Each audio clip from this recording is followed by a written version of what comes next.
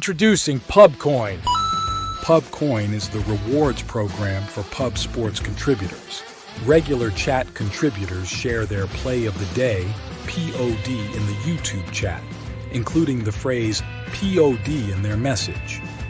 At the end of the week, the amount of units earned are converted into PubCoins. PubCoin can be used as reward points for prizes, shop discounts, and contests. Hey, what's going on, y'all? It's Mills here, Pub Sports Radio. Do you guys want to challenge the personalities here at Pub Sports Radio? Do you guys think you're better than them at entering in your MMA predictions and picks? Would you want to get paid for it? $100? Here's how you do it, man. You sign up right here at the link below. It's just this easy. PubSportsRadio.com. Enter your email. Pick your weekly picks. That's it. Oh, and you get bonus points if you can predict how they're going to win in what round. Every single week, a new winner's getting crowned. So every Saturday on Pub Sports Radio. So come on and check us out. You can win $100 just for signing up. Only thing you need to do is see if you can beat us here at Pub Sports Radio by entering your UFC predictions and picks weekly. Do it. I dare you. See you guys soon.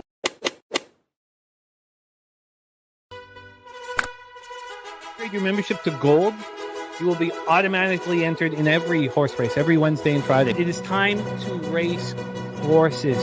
We are racing camels today. Shout out to the Gold members. We're racing in San Antonio immediately here. And we're off. 2 minutes, 74 canals on this racetrack. It's wide.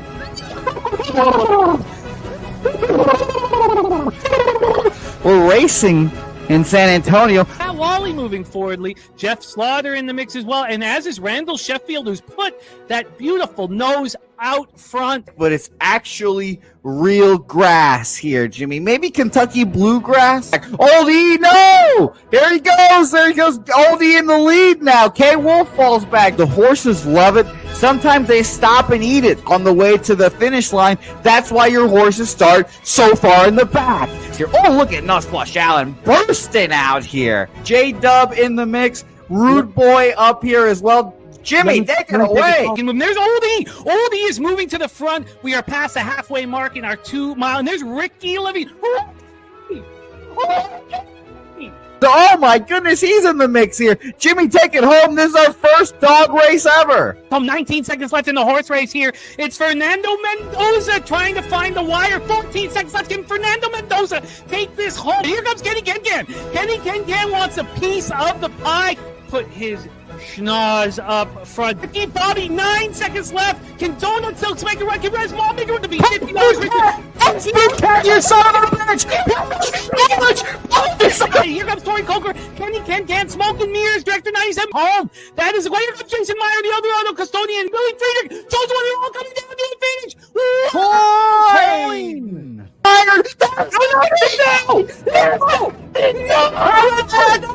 Nowhere! Oh no! Fanatical Jim!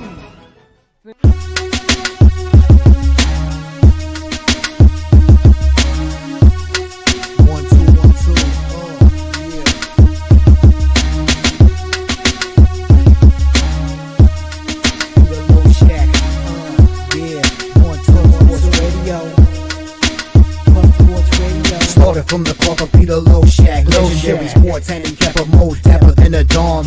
Father young phenom, known as Jimmy, who declared one day that the bag was here to stay. Information like a PSA when we all PSR, Pub Sports Radio, bizarre. There's a man named Slaughter and he flipped the script. No competition in this they quit the trip. But we say we be pubbing, better with the bag and you love it. We want it top 10, we above it. Let's check.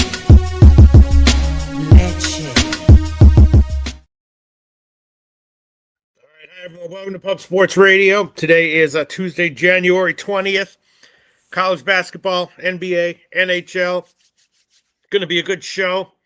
We got, I'm not in New York right now, so a little bit discombobulated here. But last night was great, right? We nailed the first half under. Miami cashed the full game spread. We got Jose Bouquett backstage, I think. Jose, you backstage? Yeah, Pete, how are you doing over there? Doing all right. I'm doing all right. I'm just getting everything together here. All right, which one? Just curious. Which can you hear that by any chance? No, The grinding? Really? no, Oh, okay. That's great. There was just some grinding noise, and you never know what the You don't hear that. no. That's awesome. That's incredible. All right, great. We're gonna have a Jose Bouquett, right? We're everything's going good. Everything's gonna be great. Who are we starting with? What are we starting with? College? College? No, we're starting with NBA, NHL. We're starting with NHL, and we're having a debut with you, Pete, a guy that's never That's capped right, on with anything AM. before. All right, don't bring him on quite yet. Don't bring him on quite yet. I got to get everything. Yeah, this guy really knows what the hell he's talking about. If he disagrees with me, you probably want to go that way. If he agrees with me, I would advise him to, think twice about what his opinion is. He is AM who has systems and everything. I got to tweet this out. Sure, Hold on sure, Pete. a While second. you do that, Pete, Mm-hmm. uh, was this just kind of like a willy nilly trip to the Bahamas, Pete? Like you just go just cause, did you go last minute? Was this planned? All of existence is basically willy nilly if you really think about it deep enough. I got to do a willy nilly post to Twitter here though for this show, so we could get some people in the comments section. I like your hat too. Yeah, thanks very much. Thanks very much. The Gosh, glasses, everything. man. I do my best. I do my best. Yeah, you're looking dapper over there. By the way, Nasty Yes. Date's saying that he's gonna buy you some new classes at Palooza 5, Pete. So you should be set You know, there. You don't think these glasses are fly? You don't think these are? I thought they looked pretty okay. I guess maybe not. All right. Everyone's having a good time. We're chilling. We're having a good time. We're not rushed here. Oh, we got Spoon's bets. I do have some college basketball stuff that I'm liking. Let's see what Spoon's. Oh, Missouri. See, Spoonie likes Missouri money line. I do too. I do too. That's an interesting. And he likes Ole Miss plus 130. Wait, who is Ole Miss playing? Oh, they're playing Auburn, aren't they? Yes. I liked Auburn first half, and that line has gone up since I first saw it. But Spoons Bets likes Ole Miss. All right, we will talk about that. We will talk about that. Let me see, and he likes Miami of Ohio. We can just we're just having fun here. We can talk a little bit in depth about Spoons Bets. Miami, Ohio, and Kent State. That's a huge game, right? Obviously, Miami, Ohio is awesome. Kent State, very good, not quite awesome, but it's a huge game for them. The coach is buying beers for the first 500 people in the stands there. I believe I read that. They're really gearing up for this one. Miami, Ohio is better. I was thinking maybe Kent State would be worth a shot, but Miami, Ohio is no joke. UT Akron, yeah, I didn't look at that. And he likes Texas Tech minus 1.5. They're playing Baylor, aren't they? Yes, I like that one as well. All right, so totally agree with Spoon's bets on Texas Tech. Totally agree on Missouri. Miami, Ohio, it's interesting that he picked that. I was thinking Kent State maybe, and I was definitely leaning Auburn first half. Not full game, but first half at Ole Miss. And then he likes SMU. That's a very interesting one against Wake Forest, right? That's an interesting one. SMU, great rebounding team. That's a weakness of Wake's, but Wake Forest also, SMU has problem with turnovers, and that's something that Wake Forest will be able to take advantage of. So that one, it's interesting that he likes SMU that much here. I have no opinion on that one. Very unclear about it. Other people in the comments section. Let's see, Jose Bouquett. How is this show going? If we have one shitty show, that's all right. Is it going okay right now, Jose great, Bouquett? Pete. The Bahamas, yeah, great. And here we go. Res Mob. We're going to bring on AM. Don't worry. We're going to bring on AM, but I want to look at the comment section first, and then I got to tweet it out. Michigan State first half. Now, that's a very interesting one. We'll talk about all this more in depth.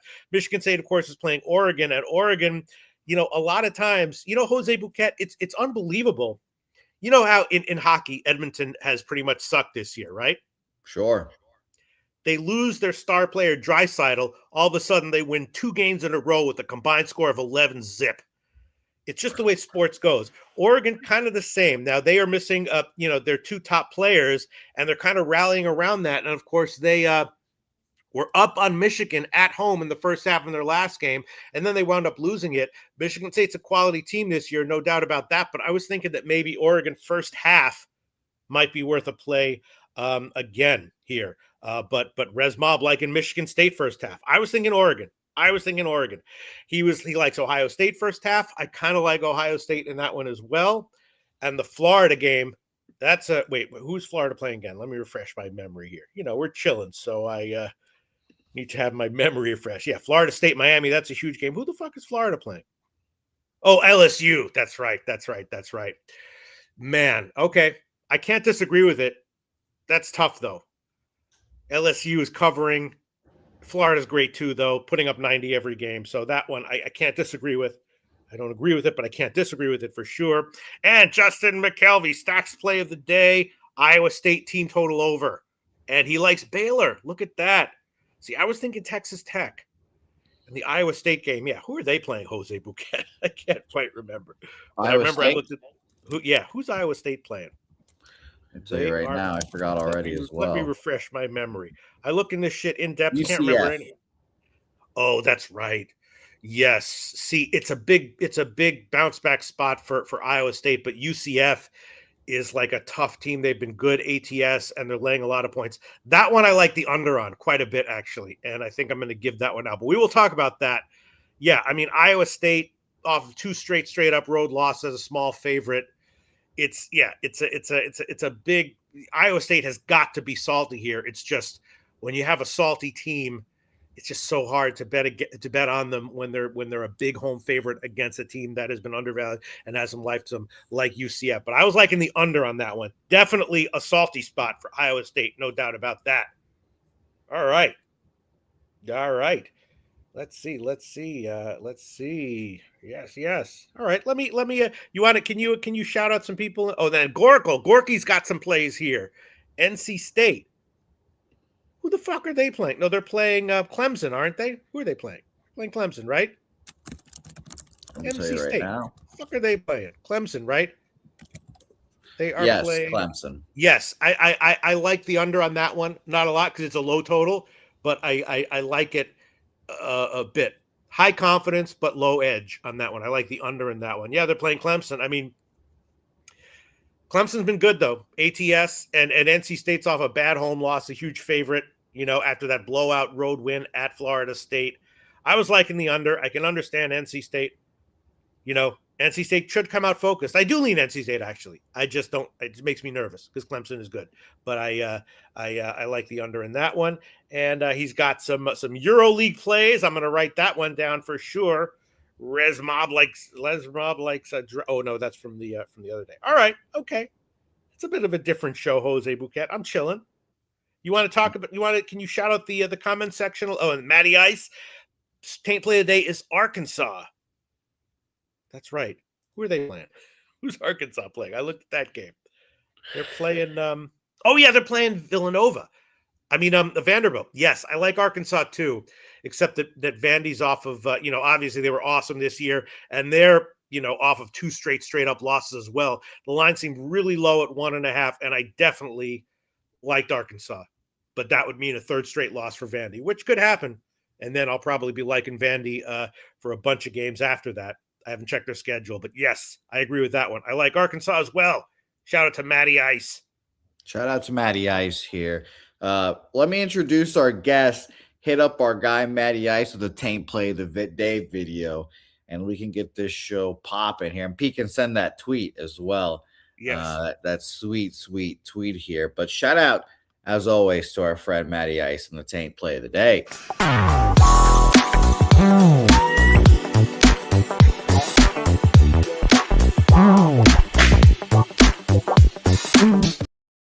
Shout out to you, Matty Ice. Like you said, Pete, Arkansas, he likes today for the Taint Play of the Day. Let's bring on our guest here. Yes. I wanted to change up the vibes for you, Pete. A new guest to cap with. He's been in the comments a ton. He's very helpful in there as well, and he's been better on screen here with us. Shout out to the one, the only AM joining us here. Nice to see you, AM. How are you doing? I'm doing good.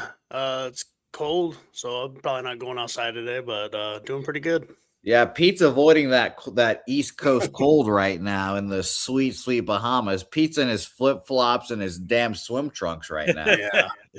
I'm chilling. Yeah. It's nice. It's nice here. It is windy though. It's cold. Pretty cold here, but not like back east. All right. Let's look at the comments section and then let's get into some real capping. Con Slips, shout out Pete. I failed you this week. Yes, no. Con Slips, you did not fail us. You failed to go 10-0. You only went 9-1, which means you extremely succeeded a teeny bit less than it would be if you had literally gone 10-0. But shout out to Con Clips. Great read on everything that you've done all year. And yeah, the finals of college sports, college basketball for sure, tend to be a little bit different. Like those Cinderella teams that the game in and game out, they're great bets up until the Final Four. Then in the Final Four, I tend to get off the train and they tend to fade out. So, but anyway, let's get into NHL. Everyone in the comment section, tell us what you think. Then we're going to talk NBA. Then we're going to talk college basketball. It's going to be fun as hell. All right, AM, you ready to go? Oh yeah, let's do it. All right, there's actually several games on today's card that I have my note here. Very curious to see what your take is going to be. First game we're going to talk about is Minnesota and Montreal. Minnesota's on a back-to-back, right? They won at Toronto last night, and Minnesota is they're definitely an excellent team on the road. They started off this year a little bit iffy, but then they got healthier and they turned into a great team, as Jimmy the Bag predicted they would be this year. And so they've been great. They've won their first two on their current trip, and they've been rolling on the road. And now Montreal back home off a 3-game trip. They beat Ottawa in OT in their last game. And of course, Montreal excellent as well. They've won 6 out of their last 8 at home. And I'm sure this doesn't mean anything, but when I saw this stat, I was like, what the hell's up with that? Minnesota has beaten Montreal 18 out of their last 19 matchups. That's incredible, right? Yeah. They've beaten them 9 in a row. Now, obviously, different players, different years and everything, but it's definitely interesting, right? Look, sometimes if you flip a coin 19 times, you're going to get 18 heads, but rarely. So Minnesota has definitely owned Montreal historically recently. They're a dog here, which is interesting just in light of how good Minnesota is in general and how good they've been on the road.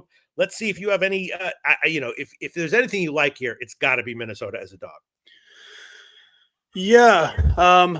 Today I actually didn't move on anything early. I wanted to come here and see what kind of I liked. Just because overall the systems were incredible the first 2 months. The last 2 months, it's held its own, but I've been bleeding out a little bit. So, but we're seeing it looks like a lot of money coming in on the Wild. I have a system that points to the Wild here. But when I looked at this game, the one thing that I've actually have grown an interest in the Canadians here, and I think it just has to do with, I think both these teams match up pretty fairly. I think they're both quality teams, both in pretty good form, but you're getting the Wild on a back-to-back, and Canadians been sitting at home for 2 days. I think that rest advantage, especially being the home team, could fare out well for them, and probably makes sense why the line was what it was. So I'm curious, do you have any real strong take on this game? No, this is a tough one. When it comes to sports betting, especially hockey, I don't really, when there's two teams that I really kind of, that are good character teams that are winning game in and game out, like a good teams that are also undervalued and they're playing each other, I don't really like to bet those games. The only thing I was thinking about was maybe a shot with the under, just because Dobis is supposed to be in goal for he is confirmed. And then this guy Wallstead is going to be in goal. He's unconfirmed, but I'm pretty sure he's going to be in goal for Minnesota. And he was supposed to be the backup, but he was as good as, he's basically a co-starter right now. He's good. The problem is just both these teams can be excellent offensively and put up goals in a hurry. It's a high total, though. So, I was going to pass on this, but free play before I heard what you or the comment section had to say, I would have chucked it on the under. I can understand why, if this game wasn't a pick 'em, anyone, money would come in from sharps on the dog. So I can understand why the lines moved in Minnesota's favor a little bit. When you look at the stats of these two teams, it's like almost a no-brainer over. But I kind of agree with you when it's just I haven't tracked it enough, but I'm almost positive there's a winning angle if you're betting on teams that are on a back-to-back and you're getting a total of 6.5 and you just take unders. I think you're doing pretty well. Yeah, and especially a game like this where you're going to have some good goaltending. and it is going to Yeah. be a big game. Yeah, I that was my lean here. My lean was the Sure. under. I might even add it on, but it's just they are. And the other thing is that you know, Minnesota's been doing well offensively, but they do have some of their top guys who are out. So at a certain point, I think their scoring is likely to. And Minnesota also has not been good on back-to-backs this season in general. Yeah. I mean, they've I been, think, yeah, yeah, keep it close, losing overtime a lot of. yeah. So All right. The more I talk about it, the more I'm leaning under, and maybe I will add that one on because it's such a contrarian. Oh, there you go. Urban Pope likes the over 6. I love it when you give a contrarian play that's minus 115. Right? I love doing that. yeah, I'm going to shock the world. Go ahead. everything about I think the under looks pretty sharp because like I said, if you look at everything about these teams, it screams over. But the books are giving you a juiced under. And then like I said, the back to back, these games just seem to go under. I mean, there's going to be a tired team out there. They're not going to want to get in a up and down, horse race out there. Yeah. And they're going to want to try to keep it tight and just keep it close. So Yeah. All right. I might add on the under at the end of this one. Definitely, maybe I would take either team live if they went down, but that was a nice little breakdown. All right, here we go. This one, got to hear what you have to say about this one, what any of your systems or your takes have to say. San Jose and Tampa Bay, right?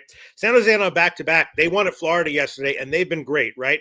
Out of their last 11, they're 8-3. All 11 of those games were as an underdog, and 6 of those wins were as a plus 130 or bigger dog. So San Jose, a winning team and clearly way undervalued, at least recently. They have been a little bit, they're a young team, so you would expect those teams to be hit with fatigue maybe a little bit more. And they were one of their losses on a back-to-back at Detroit. They're clearly a team that struggles on back-to-backs, and Tampa Bay is just absolutely rolling. They've won 12 out of their last 13. Now they're back home off of a 5-game trip, and it's just clearly a Tampa Bay spot. But the line is minus 290, or that was the first line I saw, which is absolutely insane. Do you have anything about to say about these lines? Yeah, like I said, I mean, there's a system for me on the Sharks, but I can't get there myself. This Sharks team, they have a tough time stringing together wins, and now they're on a back-to-back here. It's a good spot for them. I just think they're probably outmatched. Yeah, I mean, honestly, I think the line's pretty accurate. I make it pretty close to this, but I can't get there. Because I'll tell you what, at like minus 150, I would be all over Tampa Bay. At minus 285, are you kidding me? Are you kidding me? 285 again.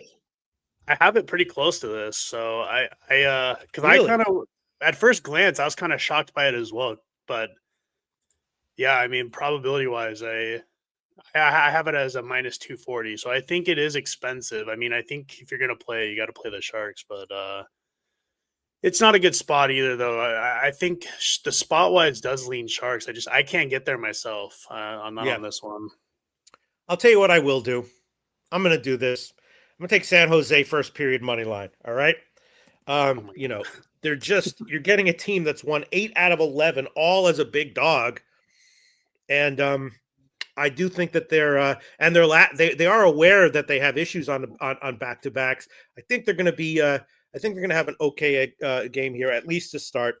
And so, again, at even money, I wouldn't take it. At like plus 180, I'll take a shot with it.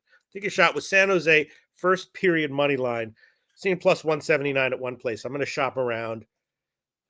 You would not advise me off that. You might not endorse it, but you wouldn't advise me off that, would you? No, like I said, I mean, the spot alone, yeah. I mean, the Lightning had it was a short road trip, but it was still they've been playing really well. I wouldn't be surprised. Sorry, it was actually a pretty long road trip, but it was a really nice, string of road games here.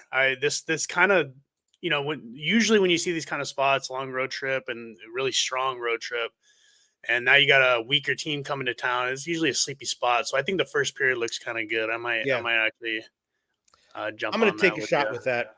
And also, Tampa Bay's been winning. They're an excellent team, high character team, but they're not blowout wins. You know what I mean? A lot of those games were close. This has like San Jose up 1-0 after the first period, and then Tampa Bay pulls it out 3-1 or 4-1 late written all over. Lightning you have know? been the much more dominant road team too, so I kind of like that look. Yeah, and I was also thinking about the under here.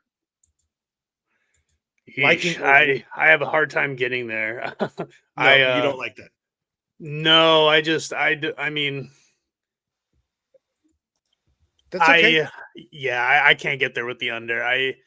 I can maybe get on board with the first period. I'd probably be I don't have as big as stones as you taking a money line, but plus half a goal first period. I think that looked good to me. I'm going to take a shot with the money line though, but I'm thinking you don't like the under. You have systems that say you like the over here. No systems for the totals or anything here. I mean, there is kind of one that leans towards the over, but it's got to be a different total altogether. So, but I do think there's probably goals. With these two teams, I can't. It's hard to imagine an under. Yeah. Okay. Urban Pope likes Sharks team total under, and he likes he's asking if Askarov. Yeah, I'm seeing Askarov unconfirmed, so I would assume that's who it would be. And Justin McKelvey likes the over 6.5. Yeah. Okay. Yeah, and we got some plays from Robert Cherry here. Let's see what he's liking. Yeah, look at that. He likes the Minnesota under as well. I might add that one on. He likes Tampa Bay money line. That's full game, which I certainly can understand. All right, let's. But I have added officially San Jose first period money line plus 179. Interesting game there. All right, let's move on. Here we go. Ottawa Columbus. Yeah, everyone ready? Tell us what you think. Ottawa off of 2 OT losses, right? They had 2 wins before that, and Columbus, of course, the coaching change. Not a shock that it paid dividends. They have a decent roster. So all of a sudden things have really come to life for them. They've now won 4 in a row, really responding to the new coach. At a certain point, that will wear off. But, low line here at Ottawa, nice little team, but they can be beat. And so I was thinking, why not? Columbus has been scoring at like minus 115. Why would we not like Columbus and maybe Columbus team total over or something like that? But I'm sure you can shed some light on this, Am. What do you think? When I looked at this, I kind of thought the line was a little weird. It's kind of strange that it's a pick 'em. I would kind of think that Columbus should be favored here, just even a little bit. Yeah, actually, the first line I saw, this is at an offshore sharp book, I saw Columbus was a small favorite. Now I see it's flipped. Ottawa now the tiny favorite. Wow. Yeah, only thing I could really put my finger on as to why, because I've kind of noticed this. I've been seeing it on the last few times it's come up. It is a bit of a revenge angle for the Senators here. It seems like there's some people out there that like to bet into these revenge angles when the team's on revenge after a home loss versus that team, and it's fairly recent, at least within a month. But yeah, I mean, I don't have any systems on this game at all. But just looking at it objectively, I thought the line was a little weird. Yeah. I mean, Senators have been playing really good hockey. They're a good team. Yeah. But so have the Blue Jackets. So no play for me really. But if you want to test the suspect line, I don't hate the Senators bet here. It seems like this line is meant to try to get some Blue Jackets bets. Yeah. Looking at this line, it was a little bit fishy to me, so I didn't touch it. Now that it's flipped, it's definitely Ottawa or nothing for me, and I'm thinking it is Ottawa. James Reimer is going to be in goal for Ottawa, and he's back. He's had an interesting career. He's had personal issues. He was good, underachieving, then he bounced back, and his first game back was at Detroit. Got lit up a little bit, but it was still an OT loss, and so he's a little bit of an X factor here for Ottawa in goal. Yeah, I mean, Merzlikins nothing to write home about either. So I mean, I almost think the goalie matchup's a wash. And for all we know, I mean, Reimer may even have the advantage, which is crazy to say. For me, it's right now Ottawa or nothing, and I may just add them at the end of the show as well. Let's see what Robert Cherry had to say about that one. Where is it? Yeah, I guess he doesn't have anything on that one. All right. I'll probably add on Ottawa. Let's move on. Next one, another one, interesting one. Tell us. See, this is the one I really want to see what you had to say. Boston and Dallas, right? Boston continuing to roll, right? They've won 6 in a row, 8 of 9. Dallas, great roster, but they've now lost 3 in a row and 10 of 12. I know I'm cherry picking those endpoints, but the point is Boston has been awesome recently. Dallas has sucked recently. No one would disagree with that. And now you have Dallas as a big home favorite. The opening line that I saw was like Dallas minus 165. Let's see if this has moved. Yes, and there you go. 25-cent move in favor of Boston, which makes sense. How could you put Boston as that big of a dog? They're still a pretty big dog, though, at plus 125 or so. What do you think? AM? Yeah, I saw this. This line makes no sense. I cannot understand this to save my life. It honestly scares me of how far off I think this line is. I really just this is one of the crazier lines I think I've seen all season. I just don't understand how the Stars are commanding this price, especially in their current form. Yeah. Bruins have been a wagon all year, and they've just objectively been a good team. The books have struggled to price them all season. I got a system pointing to play the Bruins here. If you like I said, the only thing that scares me is in what I know the books have responded to the money coming in, but this line was insane. I don't know why in the world they opened this. Like they're like so far off what I think the price was. I don't know what they were thinking unless they're trying to pull in everyone to bet the Bruins here. So it'd be Bruins or nothing. I can't put my money on the Stars until you see that they have a pulse. Absolutely. Not to mention Bruins coming in here with rest advantage. I mean, it's just crazy. Yeah. Maybe I should have hit it. I don't know. This is one that it's definitely Boston, especially with the line move. Boston nothing. This one, I don't think I'm going to give at the end of the show. I don't think there's any. It just the whole thing just makes me uncomfortable. And Dallas should be better. You know what I mean? Yeah, and that's the thing. That's what scares me. I mean, you even have Swayman in that already confirmed. Like, I just can't even poke a hole as to how was this line set up where it was. So when I see stuff like this, if anything, I usually want to try to get to that crazy line that was set and get on the Stars. But from what I've seen from them, I can't do anything with them. I'm not touching it. It's an easy pass game. I don't blame you if you want to play the Bruins here, but in my experience, the books don't typically make huge mistakes like this. So pass for me. Going to be a pass for me too. Let's see what the comment section has to say, if anything. Yeah, nasty Nate Bruins smash. All right. Pass for me, but I would love to take Boston, even like the Boston team total over or something like that. I don't know. Yeah, the Boston team total over maybe. I mean, Ottinger's in goal for Dallas. Yeah, it's like you said, though, Pete. I mean, I think we all know the Stars are better than this. Like there's going to be a game, and it could be could be this one, could be the next one, where they're just probably going to flip a switch and they'll be back to the team that everyone expects them to be. I can't imagine that they're going to be anything close to this, by the end of the season. So from here until the end of the season, I predict they will win more than 17% of their games going forward. They have won over their past 12 games. All right. Going to be a pass for me. Yeah. And it is like their second game back after a road trip. So this is like a bet. Yeah. All right. I'm going to pass. Yeah. But the line didn't make any sense. All right, next game. Here we go. Buffalo and Nashville. This is a tough one, and this is a game where your system might have something that can really, you might be able to shed some light here because we have two teams that are excellent, right? And sometimes systems like the way you look at it can shed great. The line makes sense. It's hard to bet against each team. It's not a huge favorite. And so there may be very good value on one side here. Buffalo is on a back-to-back. They lost to Carolina yesterday. 2 straight close losses against good teams. Before that, they had won 15 out of 17. So a wagon, right? Nashville off a 2-game trip. Of course, they blew out Colorado the first game. Then they came back and got blown out at Vegas, which is not a shock, but very impressive to go into Colorado and get that kind of a win. Overall, they're very solid and competitive. They've lost 8 of their last 10 at home, and they're just not a team that gets blown out. And they have pretty good character right now. So I don't know what to think about it. High total. The first line I saw was Nashville like minus 130. You have anything on this one, AM? Yeah, I mean, there's a system for me. This game has similar. I had a similar take on as the Wild and Hmm.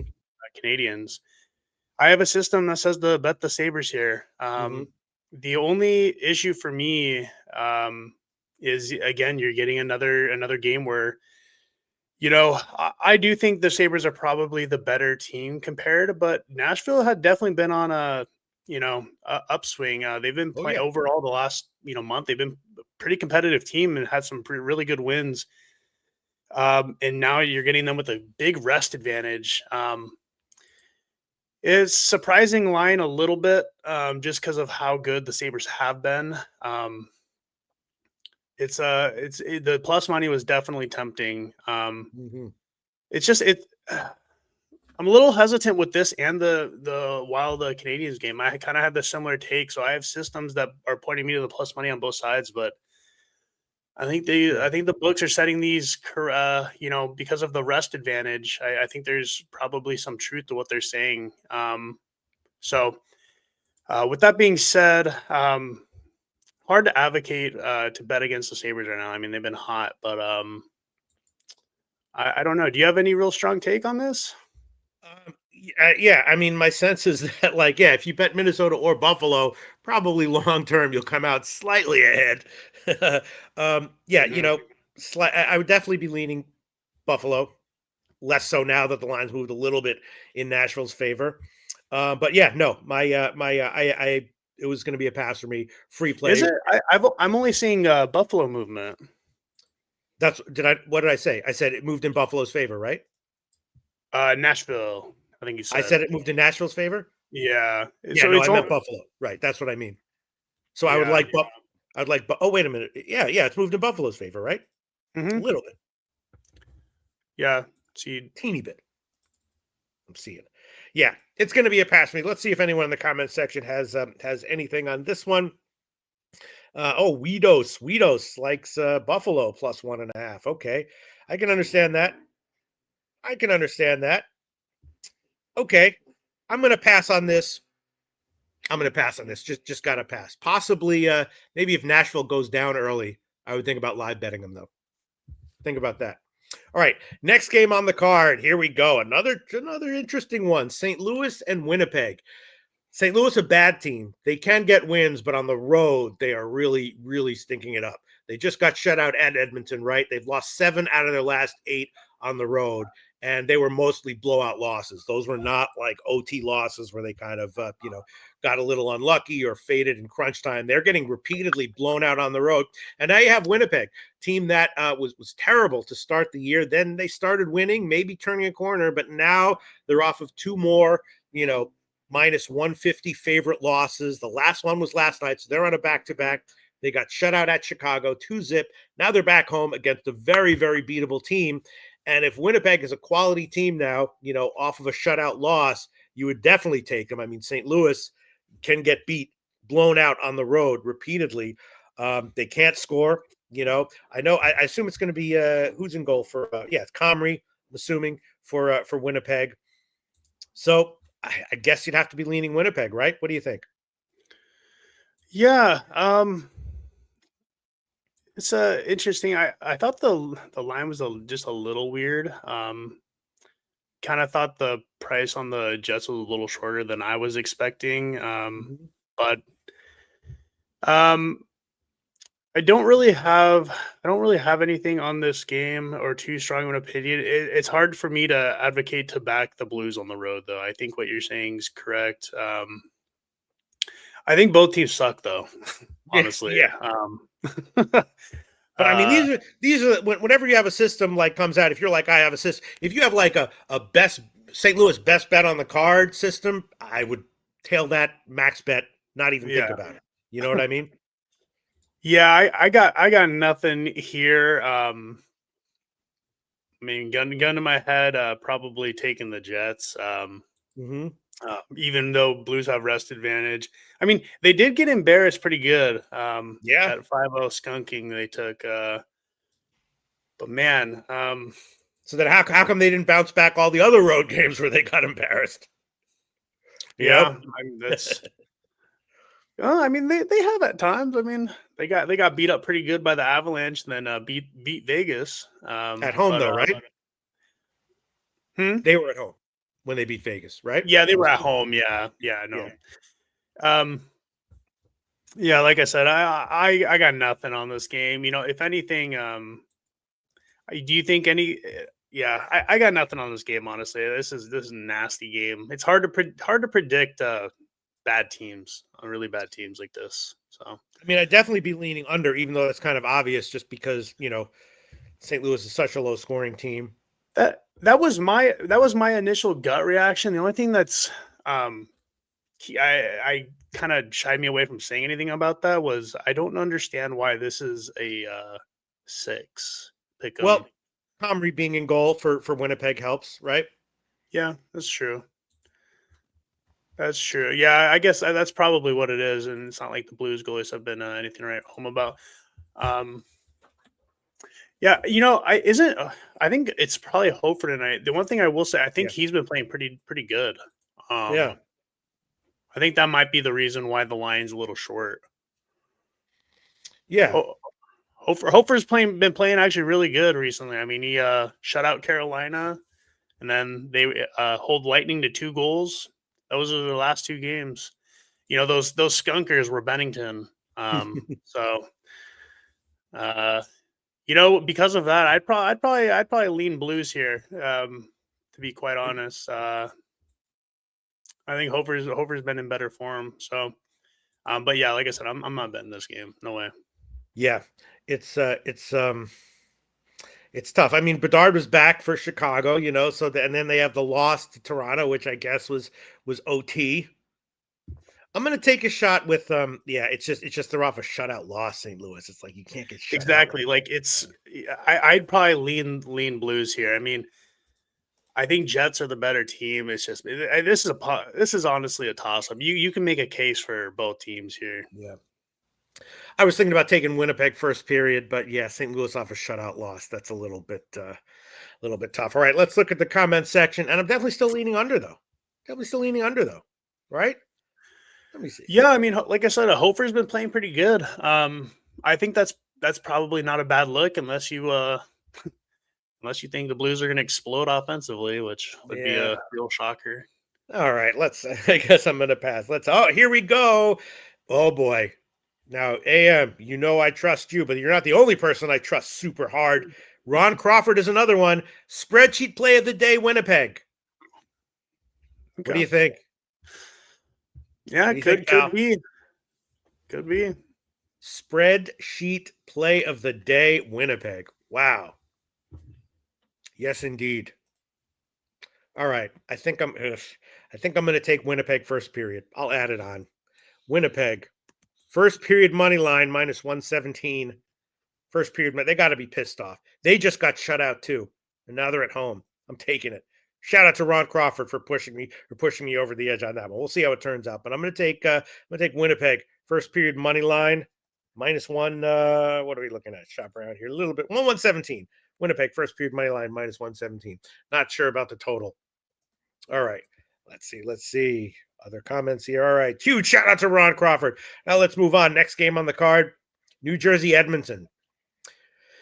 New Jersey on a back-to-back, right? They won at Calgary last game. They've won 3 of 4 now, but from to my eye, the jury's still out of them. And now, of course, Luke Hughes injured in the last game for New Jersey, and he'll be out. But as we see in all sports, when a top guy goes down, sometimes that helps the team, and Exhibit A for that is Edmonton, right? All year long, they've been a little bit underwhelming. Then they lose Draisaitl for 2 games, and they win 2 in a row, combined score 11-0, and no Draisaitl here again. So Edmonton, a big favorite here. New Jersey on a back-to-back. Luke Hughes out for New Jersey. It's a little bit tough to take Edmonton as a big favorite, though. I like them, but they've been underwhelming and overvalued quite a bit this year. What do you think? You got anything on this one? No systems on this. But I this could be maybe just how the last few years a little bias. But I'm kind of thinking that this might be the real Oilers push here right before the All-Star break. I'm kind of gonna. I think I will go ahead and bet the Oilers tonight. Mm-hmm. I think they're overpriced for a reason, and not to mention it's just another thing I typically like to bet into. You know, um, you have a few splits in the league where a lot of teams end up playing back to back. The Alberta split, the Florida split, California split. Uh, when a team wins that first leg, usually an auto fade for me in the second leg, but also vice versa. If they lose that first leg, I usually a team I want to bet on the next night. Right. I think Devils are happy they got their win last night. I think this is a pretty hungry Oilers team. They know Yeah. that they're better than what they've done on the year. Devils are kind of a mess too. You know, I mean, they have the talent to get there. Could they pull a shocker win? Sure. Yeah. I mean, they have the talent, but I trust the Oilers here more in this spot, and I think the opening line is all you need to know, really. So yeah, I'll probably lay the juice, play it. And it has moved a little bit even further in Edmonton's favor. Robert Cherry likes Edmonton -1.5 and the over. Philly Eagle Flyer looking at Oilers going on a scoring spree. Jason Meyer, Blues 0-4 on the road. Oh, yeah, right. We talked about that. All right, yeah. I might add on Edmonton at the end as well. I guess I'm just a little bit, it's just such an obvious, they lose their star player. They have 2 huge shutout wins, and now they're a big favorite again. I mean, ultimately, losing Draisaitl is not a benefit. At worst, it's maybe it's a wash, but it's not good to lose a guy like him long term. No, definitely not. Yeah, I wonder if him getting out though maybe kind of sounded the alarm bells that hey, we don't get our act, of course, we don't make a little push here, we may not be playing in the playoffs this year. So, all right. Yeah, I'm going to move on the Oilers though tonight. All right. As of right now, I'm going to pass on the last game on the card. Is another very interesting one. The Rangers at LA. The Rangers also on a back-to-back. They lost at Anaheim yesterday, and they've now lost 9 out of their last 11. And LA, they are off of a home and home with Anaheim, where they lost both, although both those games went to OT. They've been playing a lot of OT games recently, mostly losing them, and now they're a huge favorite over the Rangers. And the Rangers are going to be starting Jonathan Quick in goal, of course, because he used to play for the Kings. And even though Quick, he obviously sucks at this point in his career, he has done well against the Kings recently. But at some point, he's just not going to be able to get it done anymore. But they are going to be playing him here. LA is a huge favorite. First line I saw was like -185. Now it's all right. So it's moved maybe a small move towards the Rangers. Huge line though, and a relatively low total, which hasn't moved much. 5.5, juice to the under. The Rangers are just a crappy team. They've got Quick in, who's a crappy goalie, unless you think that he can somehow magically become good for one game again against LA. And LA, they've been losing. They've been, playing OT games, but not getting wins. I'd love to take LA here. What do you think? But it's a high line though. Yeah, this line's crazy. I mean, there's systems for me here, but it doesn't fit the price criteria, so it doesn't really apply. But I mean, what in the world is this price? I mean, the Rangers Also, have the been Rangers at least kind of the general manager like publicly said that they're going to be selling at the trade deadline. So maybe people are thinking this is just like a shit show until further notice.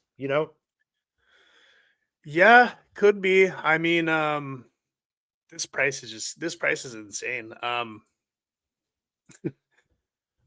almost want to buy in on what the books are selling me here at this price, just because I really can't understand. We talked about the Boston and Stars game being overpriced. I mean, this is just as crazy. You've got like I said, the Rangers have been a good road team, and the Kings on the season are just a worse team. Crazy line. Also got Quick in that helps for LA, the line, unless you he's been terrible, unless you think that somehow he can magically become not terrible for one game here. Yeah, I mean, you're not wrong. I get the Kings look here. I don't know if I can get there though. You know, what's your big reasoning for liking the Kings here? I don't I don't have a reason for liking them personally, but I can tell you just because first of all, you got Quick, who all things being equal has been terrible this year. And then you got, the Rangers, who have been obviously a shit show on the ice when their wins and losses. And then you got the general manager saying like they're going to be sellers at the trade deadline, even though they do have some good pieces. It's just the whole thing just isn't working. They're on a back-to-back and they got a shitty goalie in. Yeah, the back-to-back and rest advantage. That's another. There's a lot of games that are like this tonight, where you have teams on back-to-backs versus teams with multiple days of rest. Yeah, I get the key. It'd definitely be Kings or pass, but I don't think I can lay this kind of juice with the Kings right now. I mean, they've been mediocre at home. I mean. And against weaker opponents all season. So, yeah, I can't get there. I was thinking maybe about taking a shot with like the Rangers team total under, but I mean, they do have some nice names on the roster though. That's the thing.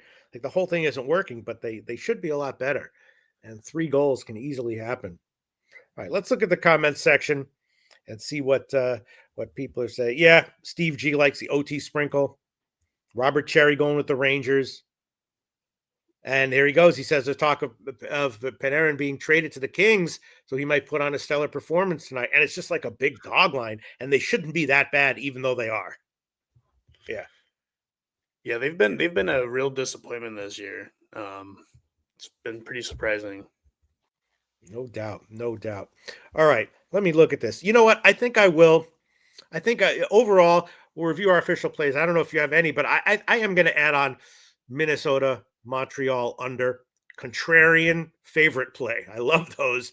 And I think I am also going to take Ottawa just because the market is definitely telling you what to do there. Yeah, Boston, Dallas, not going to touch all this other stuff. I did take Winnipeg first period. And gosh, the Edmonton game, I think I'm going to have to hold off. It just like that one really makes me nervous. All right. So you got officially nothing on tonight's card, right? No, I do. I'm going to move on a few. Like I said, I'm okay. I'm getting away a little bit away from the system. I'll keep it as a lens. Just, it was performing insane the first 2 months. And it's gone the other direction, which is fine.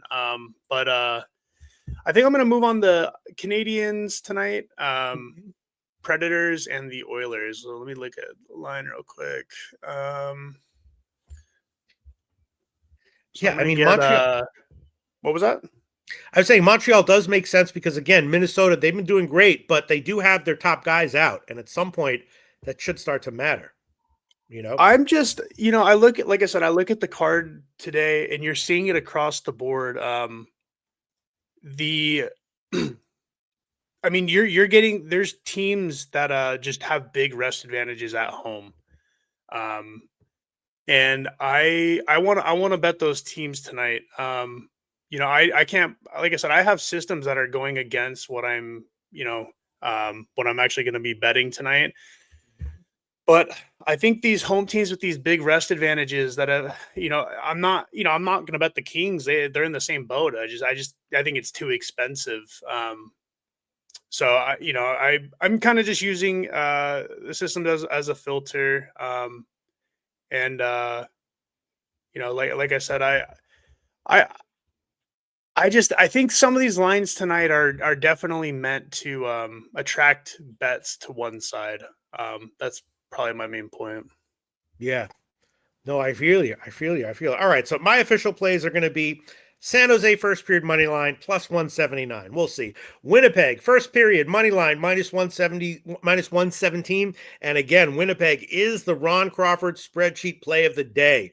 Winnipeg coming off on a back-to-back, coming off of a shutout loss, but so is St. Louis coming off a shutout loss, but probably St. Louis legit sucks, and Winnipeg maybe not. I'm going to take a shot with Minnesota, Montreal under 6.5 minus 109. And I'm going to take a shot with Ottawa. I'm going to take the -1 line, not the money line, because I'm just going to take that, turn into a decent sized dog. The money line minus 115, the puck line plus 209. So I'm going to take them at -1 there.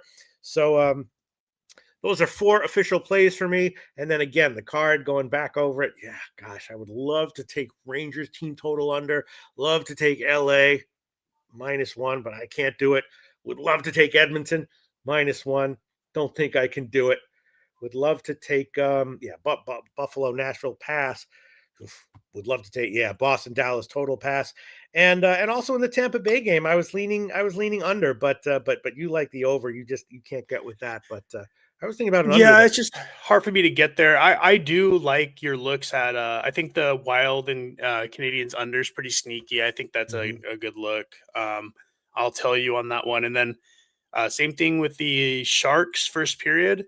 But I am going to be a little scared, and I will take the plus half a goal at -130. Okay. Very, very nice. All right. This is a tough card, an interesting card, a tough card. I got 4 plays. Yeah. AM got a bunch of plays. AM, this was a great segment. Thanks so much. I hope we can do it again. Thanks so much for doing this with me, man. Yeah, man. Thanks for having me. Real quick, I'll just say, so I had the 2 I gave you. I got Oilers minus 165 money line, Predators minus 122 money line, and Canadians minus 130 money line. But thanks for having me, Pete. Great, awesome. Together. Such a lot of fun. All right, awesome. Great segment there. Now we're going to talk NBA and college basketball. Everyone in the comment section, tell us what you think. A lot of stuff in college basketball I think is interesting that, I think I'm going to be giving a lot of college basketball plays from tonight's card. Hopefully, overall, they'll come out at least a half unit up. That'd be nice. A lot of interesting stuff on NBA. And for NBA, please welcome, I assume we got both Justin and Billy, right? There we go. Everyone, welcome to the show. Billy Brisbane, Justin McKelvey to talk NBA. You guys ready to go? Yeah, I'm ready. Yes, sir. All right. Billy, you ready? All right. First game on the card, Phoenix and Philly.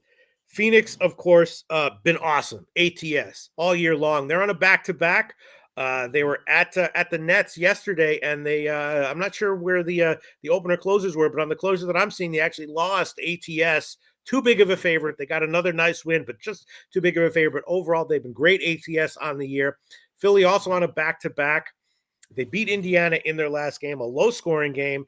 And this one, the first line I saw was right around Pick'em.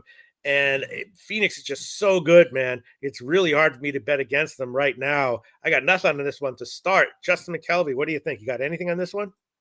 No, when I looked at this game, my first thing I realized when both of these teams on the back-to-back, but the Sixers are 7-0 ATS on the second leg of a back-to-back, and I wanted to get there with the Sixers. His line seemed low, and then I seen what's his name for the Suns might be making his little debut. What's his name? Jabari. Jalen Green. Jalen Green.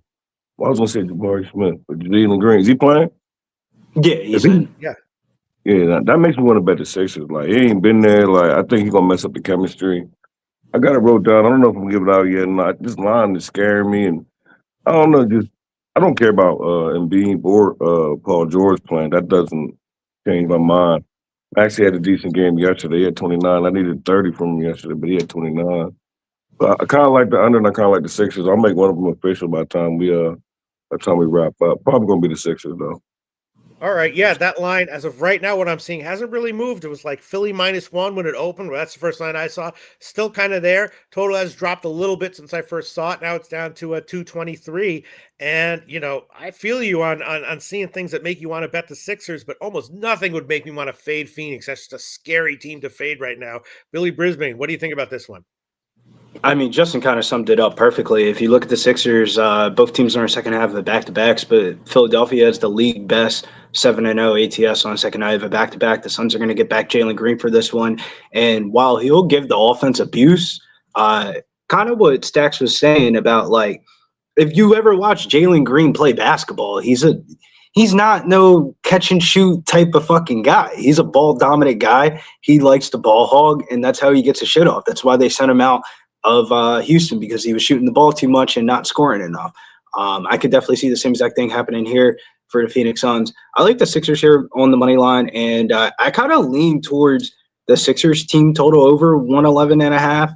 I think that's really low, but I don't know if I want to play it because I'm not super confident in the total. Like if you had to just say over under on this game, I would bet the under, but I actually think the Sixers team total 111.5 is a little bit too low. Like they could score 114 points in this game, still go under, depending on how it goes. But if they go over their team total, it probably means that they're more than likely hitting the money line as well.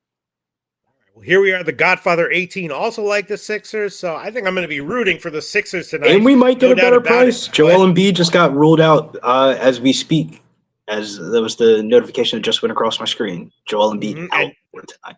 And Joseph Gomez says, and the Sixers will play better without him. What's your take on that, Justin? If you're on the Sixers, you're happy that Embiid's out? I mean, like I said, when I capped the game, I would prefer. I don't know. The old me would prefer him not being in, but you can't really. I don't know. He's on the low. Like he's kind of balling lately. Like he ain't doing so much flopping.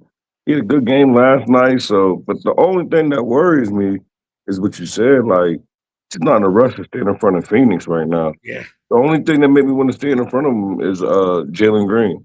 That's it. If he wasn't playing, we wouldn't even been on in this game still. I'd already bet it. I'm probably still going to bet it, but I don't still want to fade Phoenix.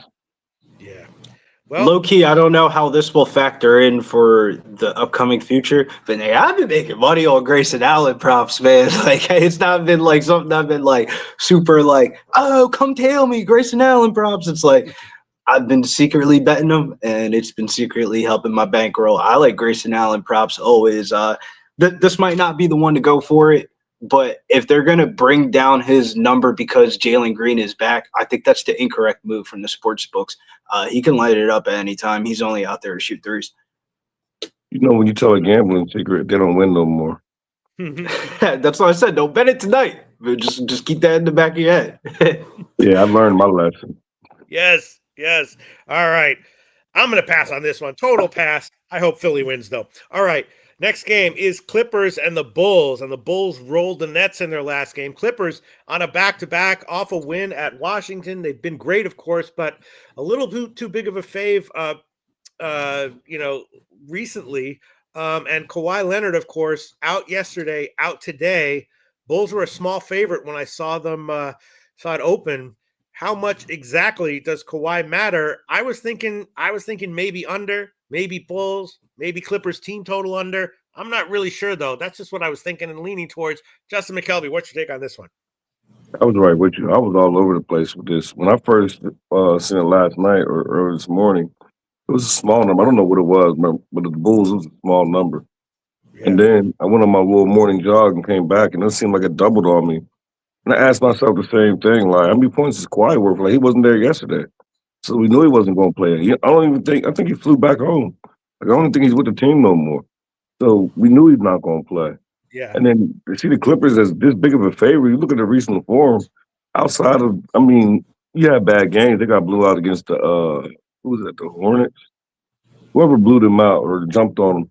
But recent form, they've been all right to be a 3.5 favorite.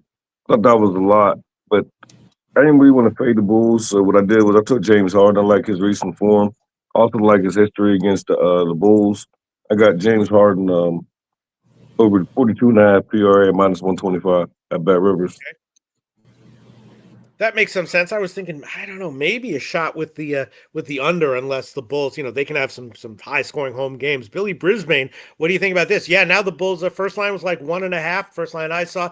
Now it's up to 4. Total hasn't really moved though. Billy, what do you think? Yeah, this line has moved in favor of Chicago due to the Clippers being on second night of a back-to-back. But you know what? I'm gonna go with my gut feeling. My gut feeling is I don't want to back the Bulls at no minus shit. I don't think this is a good enough basketball team to be backing them at chalk. If you look at their record, you want to know why I don't want to back them as a favorite? 4-14 ATS last 18 games as a favorite. I get it. The line and the market says the plays Chicago. The line opened up, basically had to pick them. It's gone up to the Bulls -4. But I just can't get away from the 4-14 ATS last 18 games as a favorite. So that means every time that Chicago is a favorite, they're losing you fucking money. And then when you bet against them because you think they're ass, they end up winning basketball games. And this seems like the type of scenario that people are betting on the Bulls because they think that they're going to beat that the Clippers are ass. But maybe the Bulls are just more ass than the Clippers. Stay away. The market says Chicago, but I don't want to do it. I mean, in their defense, though, 2 out of their last 3 home games, they get covered as a favorite. Of course, against the Nets, they rolled, and then Dallas The Nets. 3 games ago. You're going shot for shot with the Nets at the buzzer, and now you're laying 4. I mean, is James Harden dead? Because James Harden's been snapping this last couple of weeks. Right, and he snapped on back-to-backs. We sat there and did a show. Remember, Briz, we was talking about him. He had like 40 to one game. He was on a back-to-back. We was like, what's he going to do, come out and do 40 again? And that's what he does. Like I don't know. He just get like an energy bar or something on the second leg with back-to-back. Like, I trust him here. He's done it, so. Like, am I tripping? Like, wouldn't you, if you were at the window, you really would have laid -4 in Chicago at like -180 on the money line? Like, I feel like if you're going to lay a spread within 1 possession of a basketball game, you would have to be comfortable enough to take the money line. So if you're taking a team -4.5, you should be comfortable enough to take their money line at -210, 220. Not saying that you would do it, but I'm just saying, like, you would want that confidence. I do not have confidence in no -180 Chicago shit, man. I would not want to bet that. It's just hard not to bet the Clippers money line. Like, the only reason the line is clearly telling me that's not the right side, but the line, the market is telling you to just chill out on it. But like, man, it's hard for me to get behind 4-14 ATS. Last 18 games as a favorite. One of those wins are against the fucking Nets. The Nets are so ass that they don't even need to be talked about. They have decent players, but ass team. Total seems a little low as well, right? Chicago can get up there. Is that just because I would stay away from the total. Do not bet this total, because if Chicago wins this game, then it goes way over. If Clippers win this game, it could be anything. Yeah, I don't know. I wouldn't trust Chicago to get up there. Like, if you're trusting Chicago to go up and over their team total, shit, you might as well take that -4. You probably got a better chance to. I would trust them to win the game before I trust them to score me a bunch of points.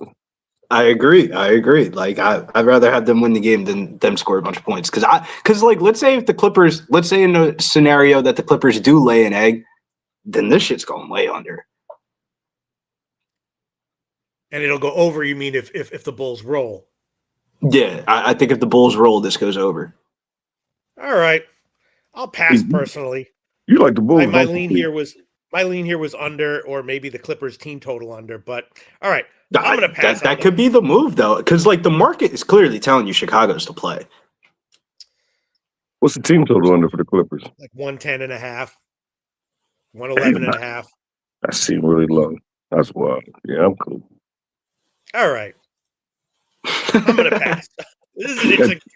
Maybe I'll add on later. All right. Next game on the card. Spurs, Houston. Spurs on a back-to-back. They rolled Utah yesterday, but too big of a favorite. They lost ATS even though they rolled. And Houston, they're off 2 wins straight up, close to the spreads. 1-1 ATS in those. But before that, they had lost 7 in a row against a spread.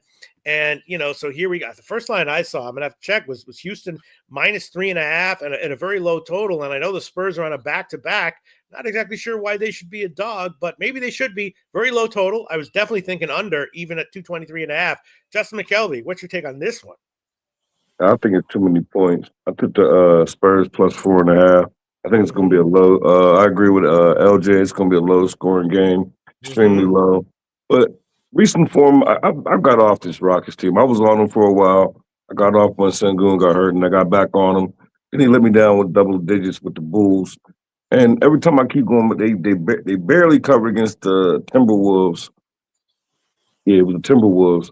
And I was giving up 3.5, and they won by 4. Like, I don't know what it is. You can't keep saying this, Van Fleet, because he ain't been there the whole season. So I like the Spurs team. I like the recent form. I'm not really they're pretty much young, so I'm not really worried about them on the back-to-back. It's not really too much travel. They're still staying in the same state. They played Utah yesterday, took their foot off the gas late, and now they just go to Houston, play the Houston team. So I got +4.5, -112 with the Spurs. Okay. Yeah. It looks like it's gone up. The first line I saw was Houston 3.5, and the total, low total, 223.5. My thought was right on that. It's now down to 221. What do you think, Billy? This is another game. Like when you dig deeper into the stats, like, bro, Houston's gone 2-8 ATS their last 10 games. Like, even when they're winning, they're not covering. So it's like the lay points on them almost above possession. I just can't get behind it, man. I mean, do revenge spots even exist still in the NBA outside of like a 2-week window? I mean, like you hear people talk about this game and be like, oh, Houston number revenge spot, Houston number revenge spot. Bro, revenge spots don't even exist in the NBA unless it's like within the same exact week. I'm not worried about the Spurs on the back-to-back. Outside of the Sixers, the Spurs are right up there. Spurs have gone 5-2 ATS second night of back-to-backs. I lean towards the Spurs and I lean towards the under. The under is probably the best bet. Both of these teams have gone 1-9 towards the over-under in their last 10 games. So if you just went off the numbers, this should be a dead under. And if that's the case, then the Rockets are definitely a live underdog. That kind of seems like more of their play style type of games or dead unders. The Spurs can kind of play in any type of play style, but I think you'd grab the Spurs here plus the points. I don't even think you need the points. I think you should take the Spurs on the money line. If you're going to go in with the Spurs, I think you should go all in. I just don't think that I think the Rockets have had good home ATS historical records that's kind of driving up this price tag. Like we talked about a game last week on Thursday that the Rockets were home underdogs in, and it was like the first time that they were it was the third time that they were home underdogs since like April of like last year or something like that. So usually you don't get the Rockets plus money at home. And I think we could take advantage of that overvalued market here. I mean, the Spurs have been one of the hottest teams in the NBA in general, I feel like, over the last month. And you also have them 5-2 ATS on a second night of a back-to-back. So rest doesn't bother them. And the trip from San Antonio to fucking Houston's got to be a car drive. Right. And look at this. Ron Crawford, spreadsheet play of the day, NBA Spurs, plus 4.5. Look at that. Wow. Ron Crawford, crash and burn. Right, man. God, I would love to take an under. It's so low now. First of all, I am going to make Clippers team total under official at Big Book 112 minus 110. So that's the line I'm going to quote. Clippers team total under 112 minus 110. This one's Ron Crawford spreadsheet play of the day plus Spurs plus 4.5. Totals dropped to 221. I would love to take the under again. All right, I'll personally hold off on this one, but an interesting game. Right, next game. Here we go. Minnesota and Utah. Minnesota, nice little team there. Not bad on their current road trip. They've covered 2 of 3, and Utah's on a back-to-back. They lost at the Spurs yesterday, but again, they covered as a big dog. They lost by double digits. They still covered. That was the end of their trip. Now they're back home. They went 1-4 straight up on that trip, but 3-2 ATS, and they're just having trouble defending. And Minnesota is a team that, when they're good, they can be very good. I was thinking Minnesota first half. That's what I was thinking. But then when the line came out and Utah was getting double digits at home, I was pretty shocked there. I haven't checked to see where the line has moved, but man, is Minnesota worth a play as a double-digit road favorite? Justin McKelvey, what do you think? Not a chance. I'd be laying double digits with Timberwolves on the road. Matter of fact, there's not a chance I'm laying double digits with the Timberwolves, period, anyway. But I'm on a prop. I'm not on the side or a total. And I'm usually not on props for double-digit spreads, but I think this Utah team at home, I think they can fight back and try to stay within this number for most of the game. Maybe not first half, but towards as the game go by. But when I started digging, I realized Anthony got 5 straight games with 35-plus points against this team. So I'll ask him to get 30 and 30-plus points and minus 125. He got 5 straight. I'll take it a step further for you. He's got 30-plus in 8 straight versus Utah. Yeah, I was on my way to. That's why I dropped it down to 30. You got 35 with 5 straight, but I said, nah, I don't want to ask Andy to give me 35. I'll pay a little bit of juice for it.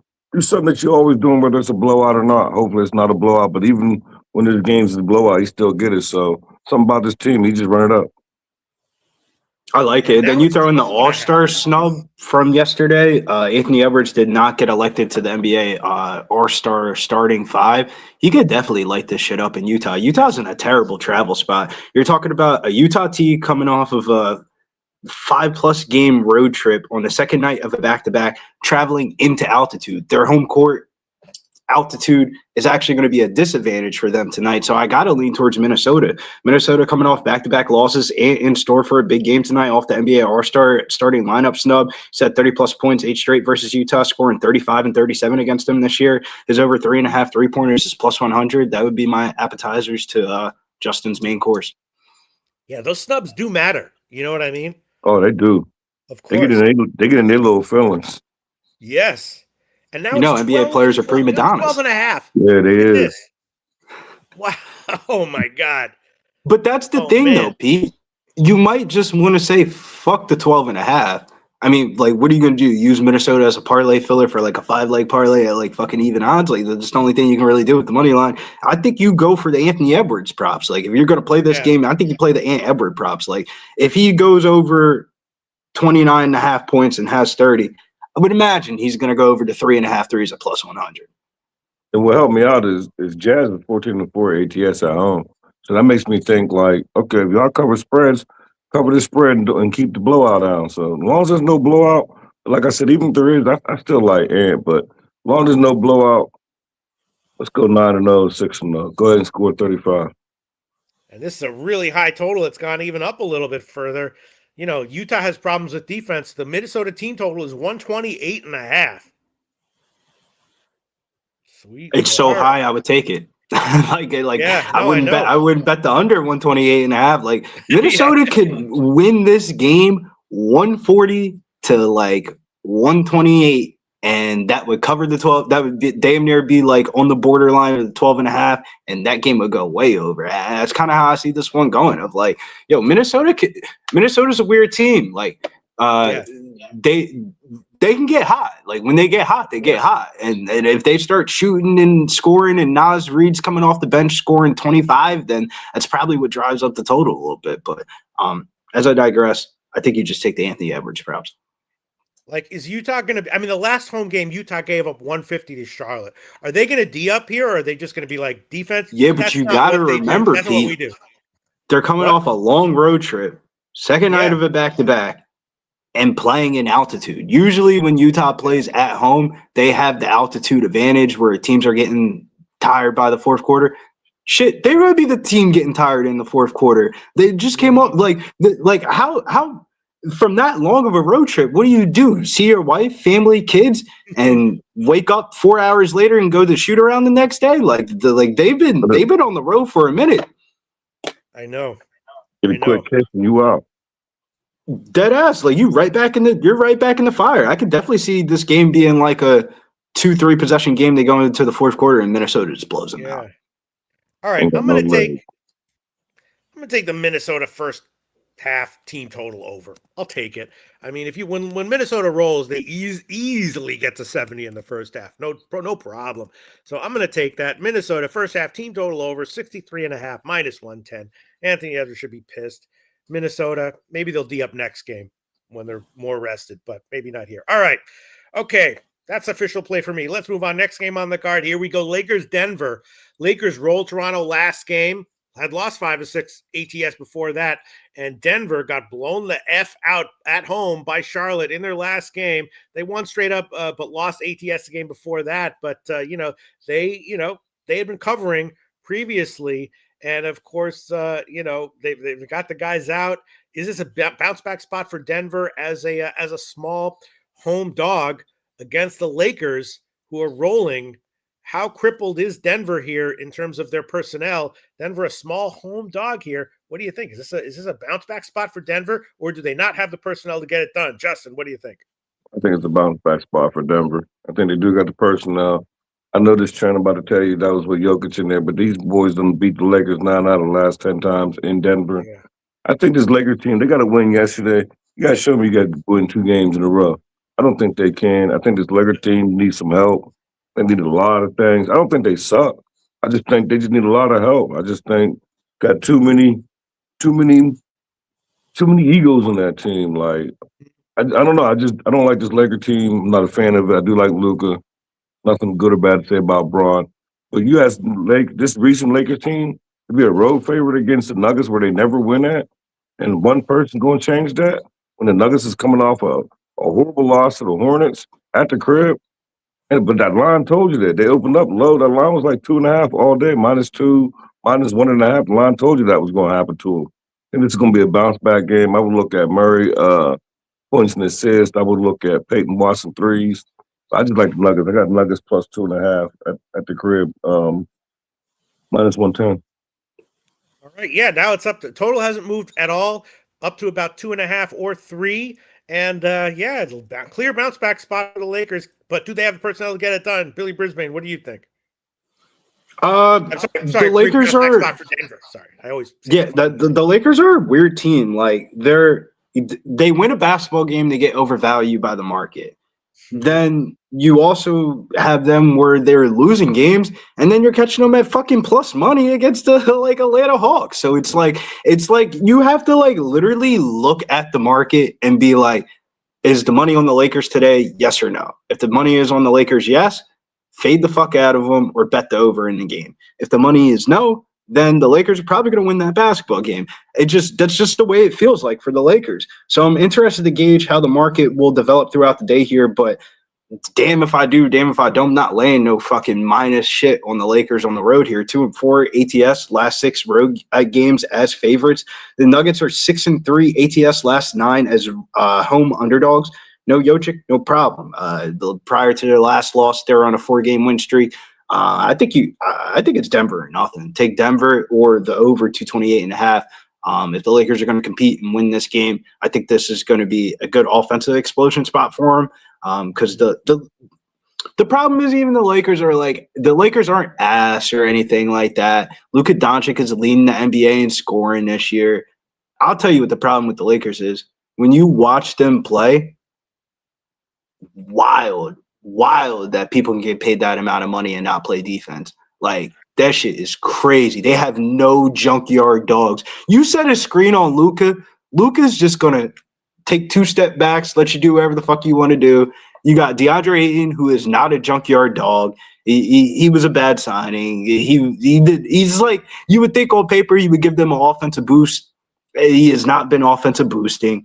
When your 2 dogs in your starting lineup is a hobbled one-leg Marcus Smart and Jake LaRavia, yeah, bro, it's going to be a long year for the Lakers. They're going to need to change something up. They're going to need to do something for the trade deadline. This embarks a first game of an 8-game road trip, so I think they could get blown out in this game, not even blink an eye, and just keep the road trip, keep on going here. They're on an 8-game road trip? This is the beginning of an 8-game road trip, so we're really going to find out who the Lakers are. I might have to go call and say that they dropped 5 of them. We can go through it real quick. They play Denver, Clippers, Dallas, Chicago, Cleveland, Washington, New York, Brooklyn. So we're really going to find out if the Lakers are decent or not. Oh, yeah. Irish King likes Denver money line. They play Clippers next.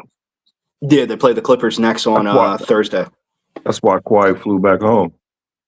He left the team. He said, hey, yo, I'm going to get ready for the Lakers.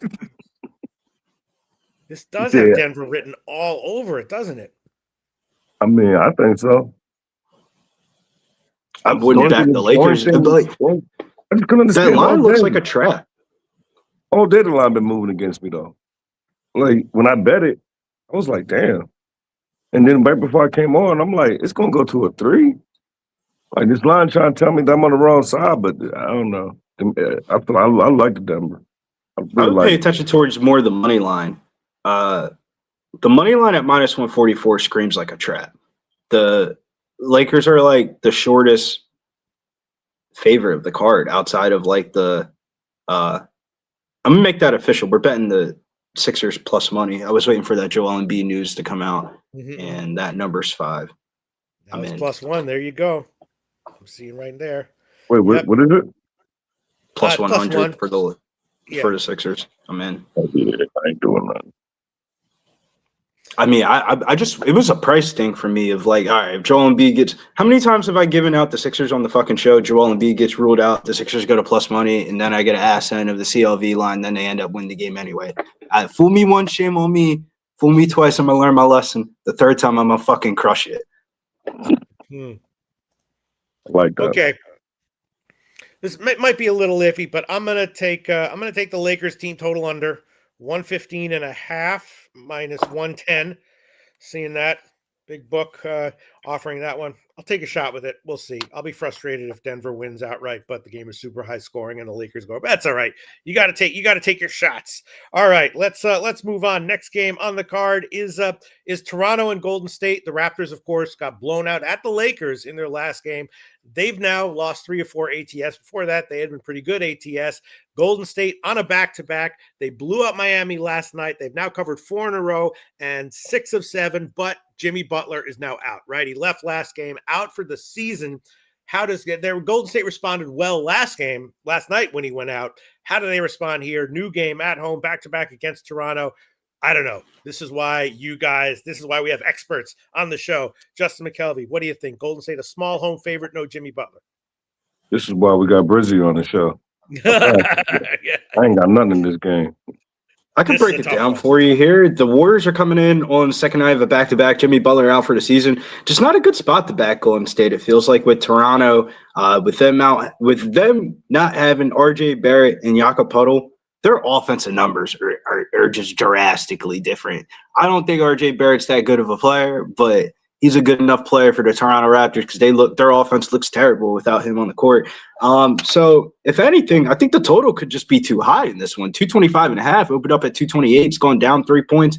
You take off all those offensive talents, maybe a tired Steph Curry on the second night of a back-to-back after MLK Day.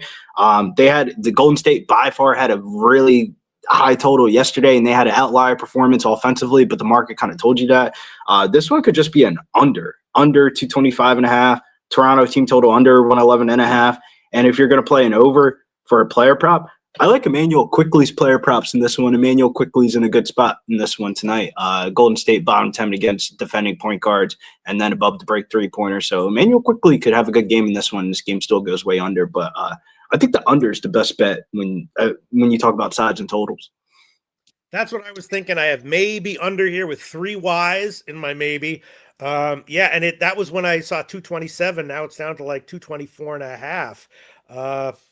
Wow. Yeah. Geez, what do you think? Yeah, this is just so hard to read, isn't it? Maybe like the first. Yeah, this feels like a game. If you're betting, you're gambling. You don't have an edge on the market here. Yeah, I do kind of like the. Go ahead. I kind of want to bet Draymond. I'm betting over his PRA like 3 times this year, and 2-1. I kind of like the match. I seen that he was probable this morning, but I really don't like Draymond. It's hard for me to bet on people I don't like because I lose. It's like, so I'm probably not going to bet him. But I do like the spot for him, and his lines always be soft because there's a problem with betting on Draymond. We already know what it is, so I can't bet on players like that. But I think this is a good spot for him. But on top of not liking him and not trusting him not to get kicked out, I can't. Godfather likes Raptors money line. Yeah, so what's Golden State gonna do? I mean, offensively now they've been just steamrolling teams. 130 at home. No, it's a really low. Yeah, you're right. I'm gonna pass on this one. This might be. Go ahead. This might be the one game giddy up. Like everyone usually gets 1 game bump when the star go down. Of course. And he out. That was yesterday though. But he went down yesterday. Yeah, during the game. So like he played yesterday. Yeah. Well, all right. I hope the star player theory could work both ways. Yeah, that's why I didn't bet it. All right, so the last game on the card is Miami and Sacramento. Miami, of course, on a back-to-back. They played Golden State in that game last night. They lost, and they had been decent ATS before last night. Sacramento had won and covered a bunch of games in a row at home until their last game. They lost at home to Portland in a near pick'em game, but before that, on their homestand, they were winning and covering. Miami on a back-to-back, got to be salty here, and they opened as a favorite. I didn't check to see where this line moved, but I was thinking Miami first half might be worth a shot, although Sacramento, tough to bet against, and the line did have me scratching my head a little bit. Is Miami going to D up here? They should. If not, I was thinking under. I was leaning Miami first half. I was thinking under. I was thinking first half under. Justin McKelvey, what are you thinking? Yeah, I wasn't thinking none of that. Yeah, no. Wow, and now Miami's a 3.5-point favorite, so it's moved even a little bit further in their favor, and the total's To be gone on up the to Kings, and I 239. did get there. I got plus 3.5 minus 114, and I just feel like Pete left us. I just feel like that the way this recent form for the last 5 games, the Kings done covered. They dropped the last game against the Portland Trailblazers where they was 2-point favorite, but this Portland Trailblazers, this fun, they get up every once in a while. But this Kings team at home, they 5-1 last 6 ATS, last 5 games, they 4-1 ATS. I think this Kings team done, they're getting tired of getting blown out. I think that, they starting to get used to lighting the beam, catch this Miami Heat team. I don't ever want the Heat as a favorite, ever. I'll Yeah, take them as a home dog, or is that me going out, or is that you, Pete? going out? I think that's don't know. you. Oh, that's me? I heard you. I wasn't watching the screen, but I heard everything you just said. I didn't even see you on the screen. What's going on here? You guys are all good. Yeah, Justin, keep rolling. Oh, all right. Yeah, I looked up, but I didn't see you, Pete. I was like, wait a minute, it might be me. But yeah, I just can't see me take the Heat as a road favorite. Like, I know you mentioned first half, but Yeah. I don't know. I mean, maybe after the first half, the way they lost yesterday, and it's not much travel from Golden State to Sacramento, so come out here and throw the first punch. But I would think, why wouldn't Sacramento throw the first punch when they coming off that home loss to Portland? Yeah, you're right. And they've been great at home. Look at that. I mean, these were not close covers. They were covering, but I mean, they were yeah. Wow, I didn't even And quite they're beating realize. good teams. They beat And the and, Rockets. and, and beating them by margin, and they were double-digit home dogs in all of them, except for the Washington game. Wow, Billy Brisbane, what's going on with this game in this line? And now it's 3.5. I feel like just in general, Sacramento, they're not on fade alert anymore. Just don't blindly bet against Sacramento in every fucking game just because you think the Kings are bad. Sabonis is back and he's healthy, and that's like a way different type of team in a roster. And I think Sacramento is going to start having better offensive production performances, and it could come tonight against the Heat, fastest paced team in the league. I kind of lean towards Sacramento team total over in the full game, but I'll be betting tennis and not this. I think they're gonna like the game. Wacky line moves here. I don't blame you. I in my gut, Sacramento is one of those teams, kind of like the Hornets, where like people see them on the slate and they're like, "Yo, that team is ass. I'm just gonna blindly bet against them, not even look inside the game or anything like that." Sabonis on this team, the Kings were like a play-in team last year. Granted, I don't think they're a good play-in team, but the Kings are about to go on an uptick from where they've been at this year, and the books are going to take 2 or 3 games to adjust to it, and you're going to start getting good numbers on the Kings. Now, it's up to you to take it, but you will have opportunities to take the Kings. All right, well, let's look at, go ahead. I said I took the opportunity tonight. Yeah. Godfather likes Kings spread plus 3.5. Pretty healthy. They have Sabonis. I just don't know why the line moving against me. Like, who the hell betting the Heat as a road favorite? That's what's making me not fuck with it. Justin's like, bro, who is smacking the Heat right now where they're going up higher of a number? Yeah, and like, but you know what they say, though? NBA sharps are worse than NFL sharps. NBA sharps get fucking smoked. The sharp side in the NBA games be losing their fucking ass off a lot in these spots and stuff like that. So it's like, stick to what you know and stick with what works for you. And, you know, sometimes the market's going to agree with you, but if the market doesn't agree with you, don't let that be the end all be all. Oh yeah, it just blows my mind. Like, it's not injury. That point wasn't injury related. So like, respectfully, like, what's making you bet the Heat? Bro, if you looked at like the internet today, bro, it says Heat. Like, you go on whatever website you want, you go on whatever you want to look at. And they probably looking at me like a lot of Heat shit. They probably saying, "What making you want to bet the Kings?" That's probably what it is. But it's like, yo, if Sabonis is back on the Kings and he's not on like some dead minutes limit thing, how many minutes did he play in this last game? He's back. He played 19 off the bench in the last game. You're getting 25 minutes from Sabonis, 25 to 28. shit, I And no, wouldn't and just no be Tyler blindly fading Hero. the Kings. There's no hero in there for the Heat. Like, I don't know. But I these are think the they games told that I Hero to lose. go home. But these are the games that I lose, and I don't understand how I lost them. So I don't get it though. All right. I'm going to take one more team total here. I'm going to take Miami Heat team total under 120.5 plus 101. We'll see how this turns out. Sacramento should D up. I know Miami plays fast, but I'm going to add that one on. I'm not exactly sure what's going on with this one. Let's glance the comment section, and then we'll review everything we've talked about, and then we'll talk about college basketball. Godfather says no hero hurts the Heat. Yep. All right. Excellent.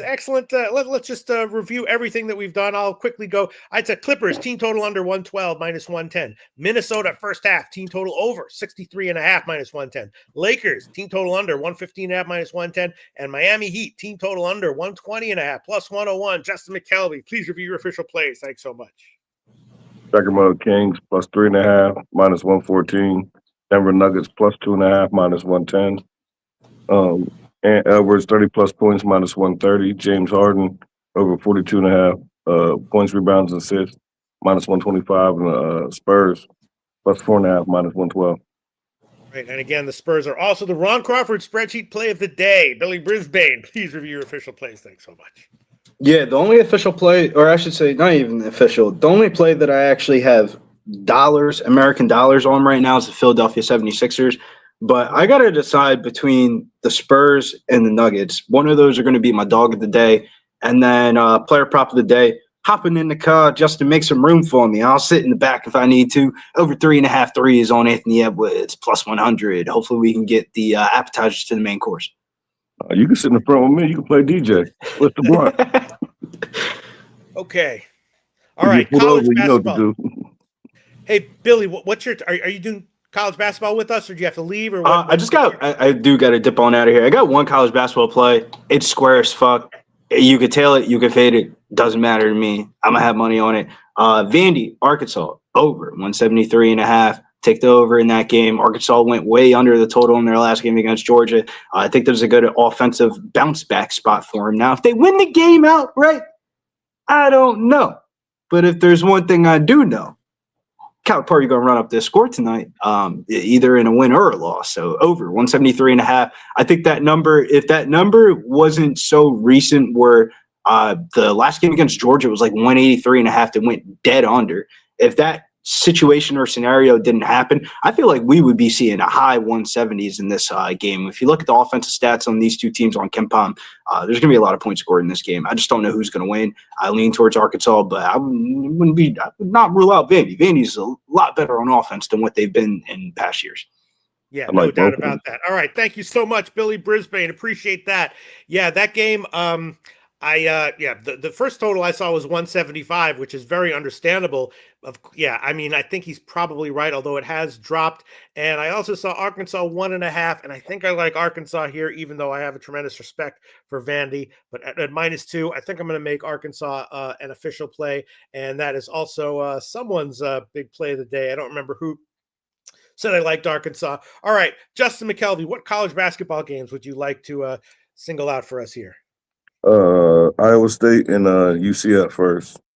All right, tell us. Of course, again, UCF, a good team ATS wise. They're scrappy, but Iowa State, of course, excellent and definitely a salty spot for them. But they're a big favorite. What do you like here? Yeah, I'm on. This is Stacks Play Day number 1. I'm on the Iowa State team total over 85.5, minus 114. I got that at Bet Rivers. I just think coming off back-to-back road losses, now is the time. This is a horrible UCF team. Not a horrible team, but far they don't play no defense. They're coming off of big wins. They beat Kansas at the crib. I forget who they jumped on after that.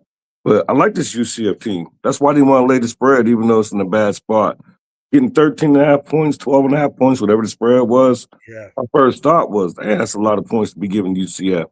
But we always say teams is mad. This Iowa State team is really good, I think. They went to Purdue and blasted Purdue on the road. I think now they done had 2 bad games. I think the band going to be back together. I think it's going to be a bad spot. They're going to blow like these boys up. I think they're going to probably score like 95 points tonight. Yeah. I just don't know if they're going to play defense or they're just going to just run up and down the court. That's why they didn't want to give up the spread because UCF they covered. Like I was on them against Kansas. Yeah, no, they are a scrappy team. I was thinking about the under, just assuming that but then you're right. Maybe Iowa State's going to come home and be like, we're just gonna win. We're just gonna outrun them, and we don't care about defense. If they put up Or, one, we'll put up two. or we're gonna play defense and we're gonna put up 2. Yeah, or both. Yeah. Sometimes 3. I just Huh. think at home, go out here and get me 90 points. That's all I need. Yeah. 86 for real, but 90 be all right. All right. There's a whole bunch of games. Is that the only game you want to single out? You got Nah, anything I else? got one more. And I know they ain't gonna be popular. I seen Spoons against me. Always against me and I always lose. But I'm on Baylor. I'm on Baylor +2, -110 at home. I look at the last couple games, like they played a reasonably close game in Houston. They made it respectable against Iowa State, both losses. Then they had a road win against Oklahoma State. Then they got drilled against went to the Fog and got drilled. Like, I mean, some of them losses were double digits, but I think like for a 6-loss team, for the strength of schedule they had, like you can't be so hard on Baylor. Texas Tech just had a squeaky win where they came nail biter back and forth game to BYU. They was at the crib, now they on the road. I just think it's too many. I just think I don't want to say wrong team favorite because you can't make Baylor a favorite at this. But at home in the Big 12 matchup where you need to bounce back, you gonna give me 2 points, I'm gonna take them. Baylor Yeah, +2. I was actually liking Texas Tech here, but not a knock on Baylor, just because I kind of like Texas Tech. I like the makeup of their team, and maybe they beat like against Utah, they were too big of a favorite, so I wouldn't like them as a huge home favorite, but as like a small road favorite against a team they should be able to beat, and it's not that much of a of a road trip for them. And yeah, and you look at Baylor, I mean, a nice win over Oklahoma State, but Oklahoma State kind of really sucks, and then at home they got blown out by Houston and Iowa State. And Texas Tech maybe isn't that good, but I was thinking Texas Tech though. Yeah. I mean, you're on the good side. Spoon on Texas Tech. Yeah. I Johnny do- Gunn says Texas Tech smash. It is a little trappy though, because Texas Tech obviously ranked, top 15 or whatever. And so now they're a tiny road favorite against Baylor, who is getting repeatedly beat. So this is one of those classic lines where it's like Texas Tech probably is going to get all the public money. Yeah. Everybody I respect, I done heard all I heard, even from the streets. Like I ain't talking about like just YouTube. Everyone telling me, texting me, yo, smash Texas Tech money line. I will not. All right. We're going to go over, at least the major games here, and everyone chime in with what you like. Is that it for you, Justin, as far as games you want to single out? Mm-hmm. All right, so I'm going to go talk about other games. Any opinions you have, Justin, just shout them out. We may as well talk about this first because Res Mob talking about the respect play of the day is Michigan State first half. Now, again, I talked about at the beginning of the show, Oregon, their top 2 guys are out, but sometimes, all the time, we see teams rally around that, and they were up on Michigan in the first half in their last game, and then second half they got beat down. Michigan State, obviously a quality team, but they're on the road, laying a lot of points here. And I was thinking once again, maybe Oregon first half, Wasn't thinking first half, but I got Oregon +10.5 circled. I haven't gotten there yet. I want to get there, like only because I want to get there because they kept it close they fought hard in the beginning against Michigan. And then now you got another chance at another Michigan team. And I ain't wouldn't be a money line spot, but this is the time I would think that 10.5 points, the players is out, next man up. Just don't go out there and get blown out. But I didn't bet it because I really don't want to get in front of Izzo. But 10.5 points. Like by then, I'm gonna be watching that line all day. But I don't know. I want to get there with Oregon, but I haven't yet. Michigan State does have a nice team right now this year that's rounding to form as well. So I can understand why people are high on Michigan State in general right now. Your number big for a reason. Yeah. Let's talk about another one. Here we go. Godfather, Colorado +4.5. That's one I'm agreeing with and that I am liking.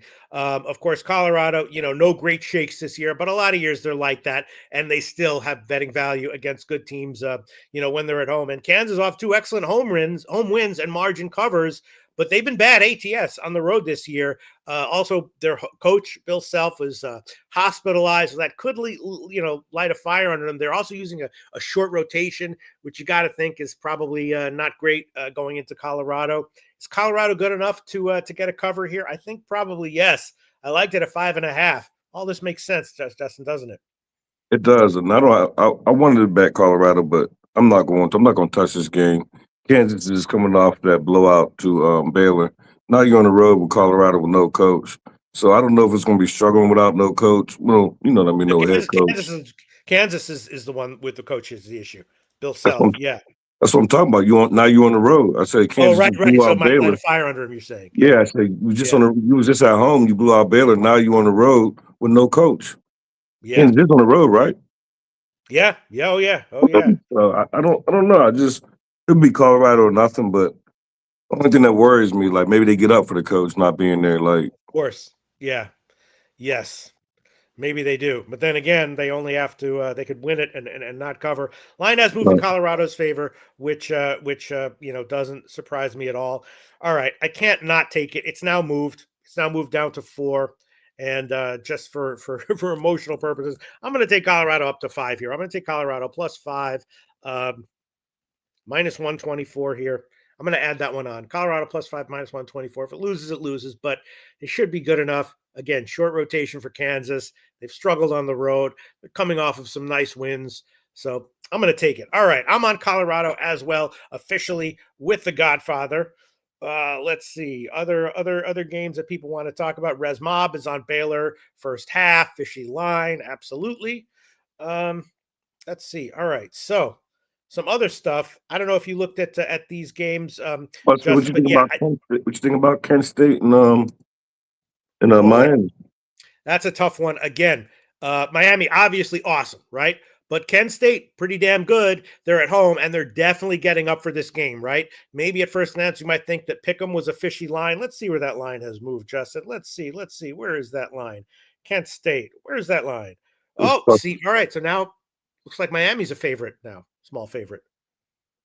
Like all day when I was looking at it, Kent was +1.5 when I was looking at it. All right, yeah. The very first line I saw was Pick'em, but I look at very very early sharp, because a lot of times those very early lines set by sharp books can be kind of telling, and a lot of times. Yeah, so here you go. Miami's like a 1-point favorite. You're right now, about a 1-point favorite. They're obviously definitely, all things being equal, the better team. But again, Kent State getting up for this. Yeah, Go ahead. I really wanted to bet Kent State, but I just have a hard time staying in front of this Miami Ohio team. Yeah, I agree with you, man. There'll be spurts where Kent State's probably outplaying them, but for the full game, that's a little tough. You're right. I'd be leaning Kent State, but as of right now, I can't pull the trigger on it. Coin LV says Missouri feels live tonight. Yes, agree with that. I like Missouri. Not sure if I like them first half or full game. I think I just like them. Full game. I think I'm going to make that one official. Where are you? I like Seton Hall too. Go ahead. What'd you say? I said I bet Seton Hall. That line moved against me, but I bet Seton Hall. They play St. John's. St. John, yup. Yeah, that is a tough one. I got 9.5, but before the show I seen 10.5. Yeah, let me see. Yeah, that's a tough one, just because St. John's, like, when they roll, they really can roll. And again, but Seton Hall is they're off of double-digit home loss as a decent-sized favorite. Before that, they have been great ATS. All their losses came at home. Yeah. This is where you want them on the road. Big dog on the road. Getting a bunch of points. Yeah, I jumped on that 9.5. I thought and then when I looked at it again, they moved against me, and they took it down for a ride. I don't bet Seton Hall often, but I just think this is a good spot for them. No, you might be. I actually completely agree with you. I'd probably be leaning first half, but I totally agree with you. You're off of a bad loss. You're right. Now they're going on the road, getting a bunch of points.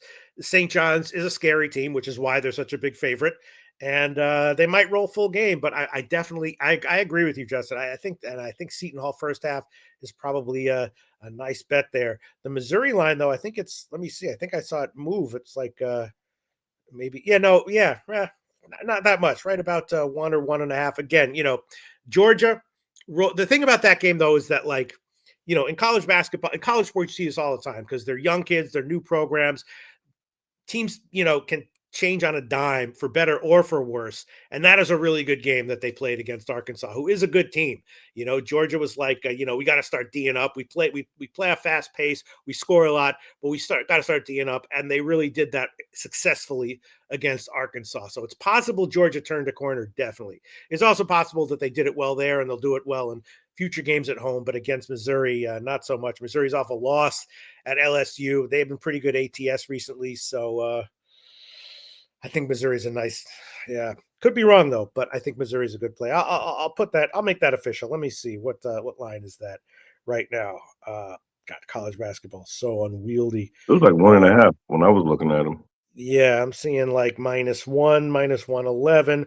I'll shop around a little bit, but I'll add that one at least. Missouri -1. -111. Definitely don't want them first half though, because they've been struggling, but we'll see in the first half. Then let's see let's see. Coin LV says Georgia bounces, right? He's saying bounces bad. Here you go. Johnny Guns talking about the Oklahoma South Carolina game. Both these teams are bad and they need wins for the tournament, right, Justin? So when I see that, I'm thinking first half under. That's what I was thinking about on that one. As far as the actual spread is concerned, they're both going to be playing and they both need a win. Yeah, I didn't even look at that game. Period. Mm-hmm. Yeah, they're both kind of crappy teams. They're not having good seasons, but they could still find a way to make it into the tournament. And if so, they're going to need to win this game. I was liking the first half under on that one. All right, I'll go over everything that I was liking. Oh, I kind of like UCLA too. Oh man, yeah.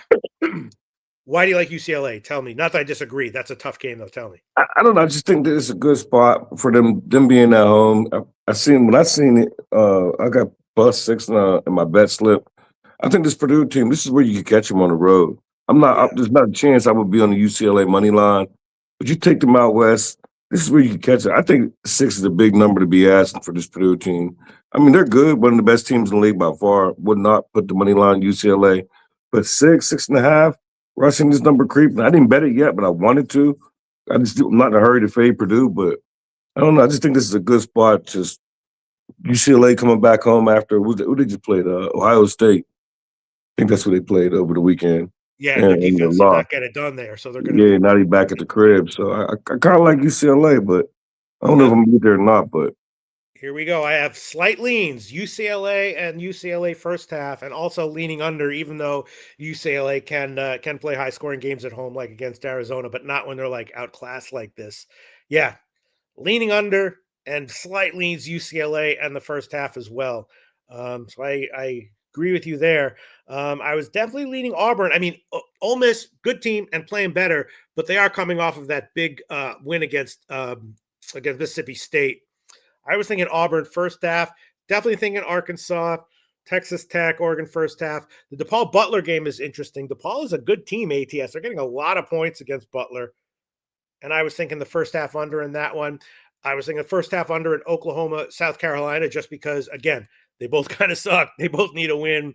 They should be competitive in this one, and first half should, I think, go under. Florida State, Miami is very interesting. That's a rivalry, and a lot of times, even when they have a rivalry, they just run up and down the court, a high total, but I was thinking over in that one.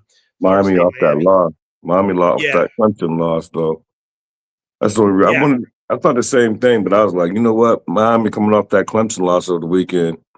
I don't know. They might try to run this up. Yeah, that's what I'm saying. Over. I was thinking about over. Oh, yeah. Yeah. I was thinking over and first half over. The Loyola Chicago line made me scratching my head a little bit. They're getting a lot of points. They've been good. St. Louis is great.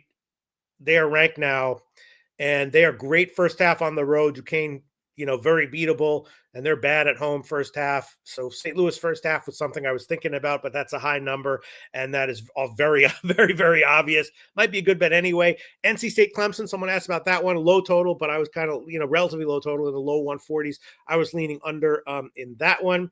Indiana, Michigan, is it? Go ahead. I was leaning NC State in that game. They're just coming off that embarrassing loss to Georgia Tech over the weekend.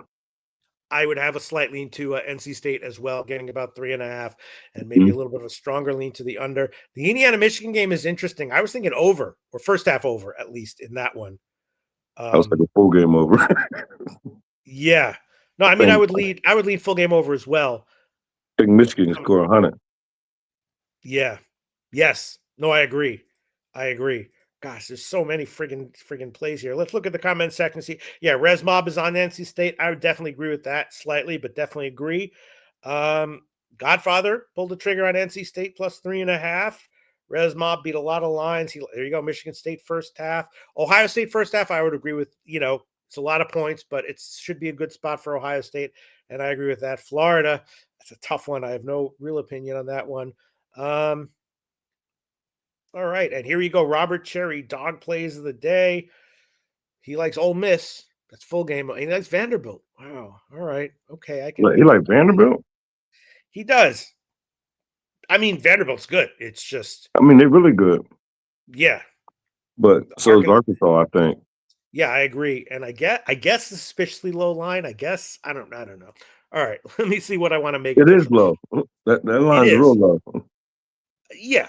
Yeah. But I mean, so I can see it. I don't know. I might just get in Bridges' car. I'm gonna mess with the game because I want to watch it, but maybe I'll take the over. Yeah, but it does make sense. Yeah. I mean, what they do well is put up points. And Vanderbilt coming off back-to-back losses, Arkansas coming off a loss to us.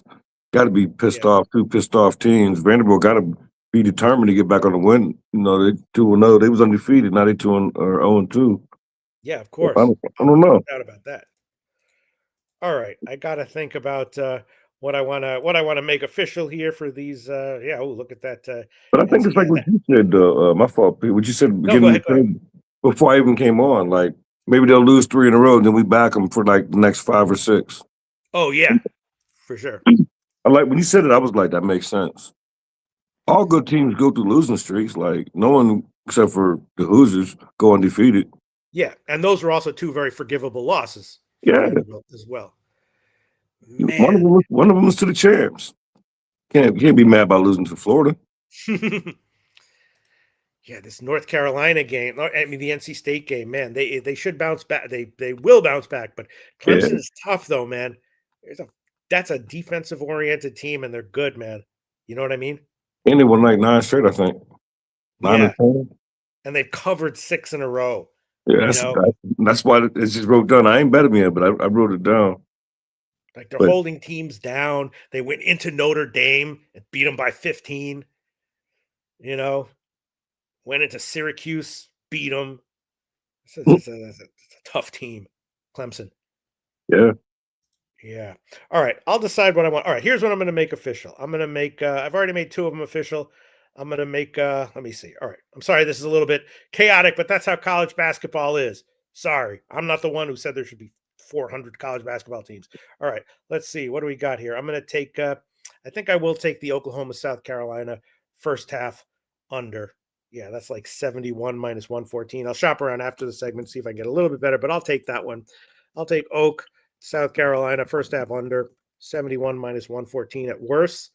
At worst, I'll take that one. Yeah, the NC State Clemson game under, man. I really want to take that. And probably NC State first half is good too, but I don't know. Let me see. Yeah, and that Indiana Michigan game, that's got to be an over right there. Let's see. Hey, Jose Bouquett, are you back there? Yeah, he back there. I don't think people are like really excited about all this like hemming and hawing I'm doing here. Let's see. No, this is the part of the show they like, the hemming and hawing. Is it? Mm-hmm. Some do, I guess. Justin would know. Justin would know of all of us. He would know the best. Would he? Yeah, I've been here a while. All right, I got to take Arkansas -2, minus 108. It loses, okay. They're good though. So is Vandy, but Arkansas is good. And Auburn first half. Yeah, I got to take Auburn first half. I'm definitely going to take that one. Auburn first half. Oregon first half, I guess I'll hold off, but I really want to take that.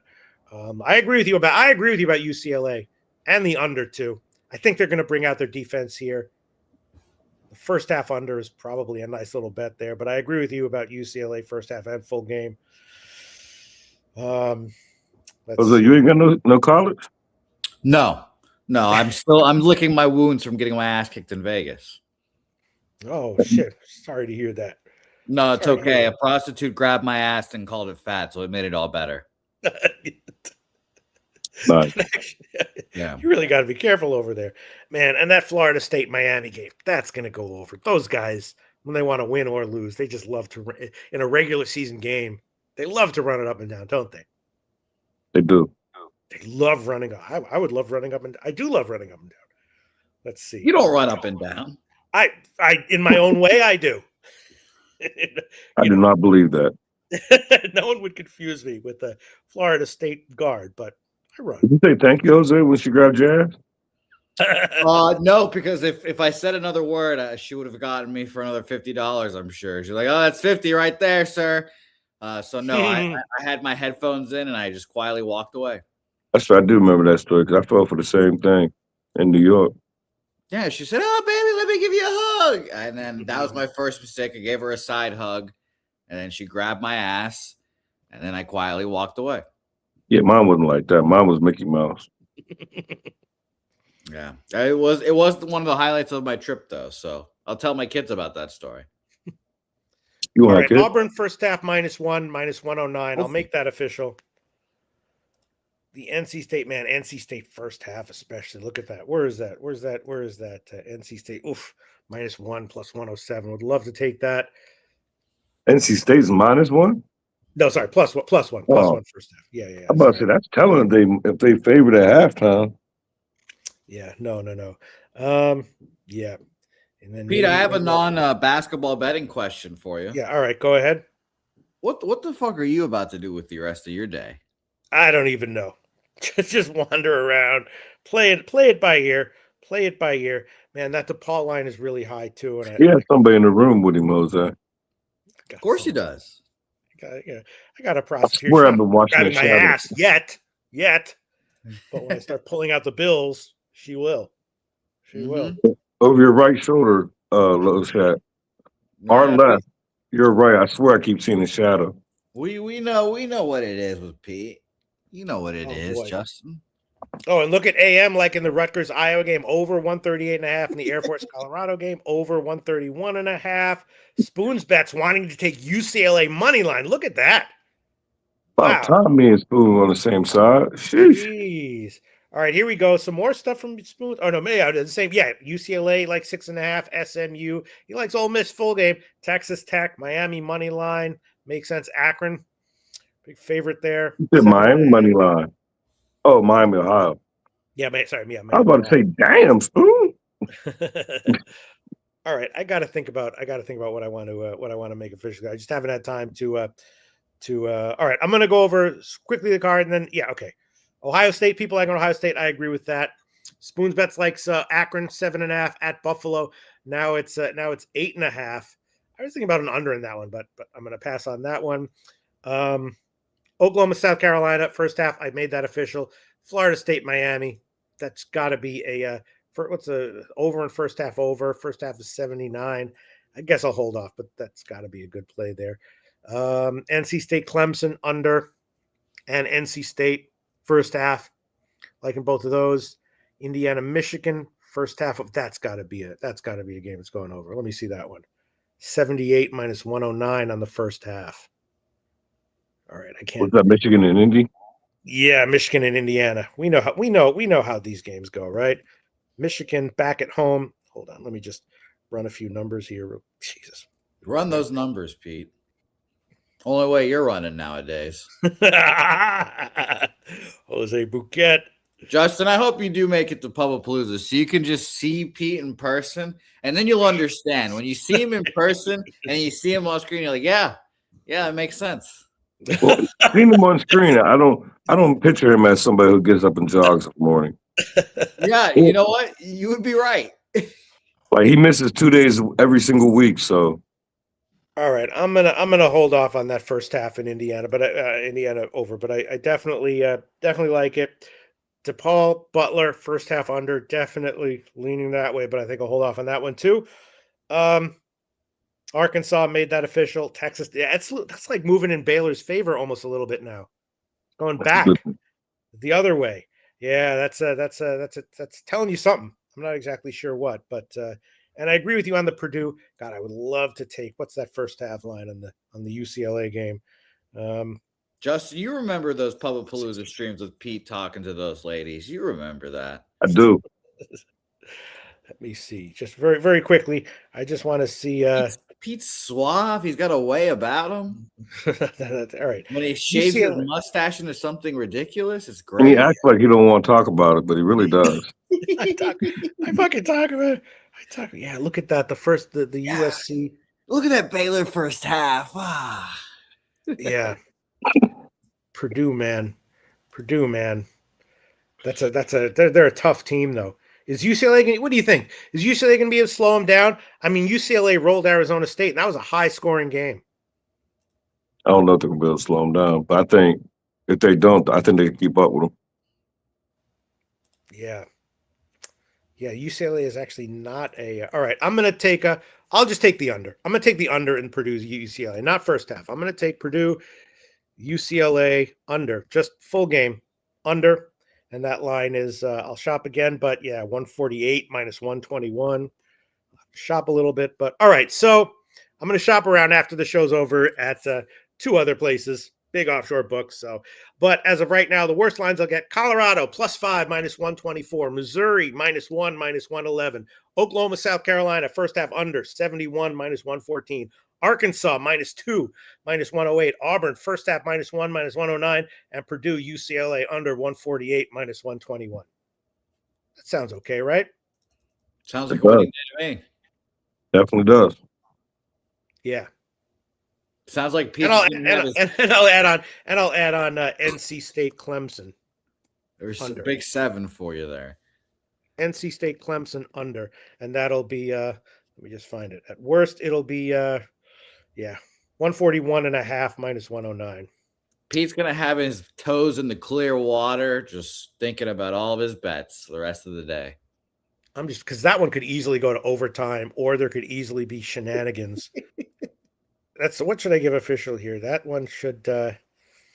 Now you know what? I'm going to give the first half under instead. First half under 67 minus 121. NC State Clemson.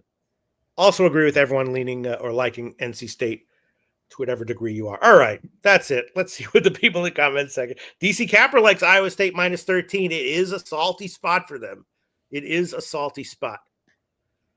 All right. Oh, and DC Capper likes the under in the Michigan game. All right. So we'll see. All right. Well, this is another great friggin' show, right? You had a good time, Justin? Always. Always. We'll see you again next Tuesday. Thanks so much, everyone.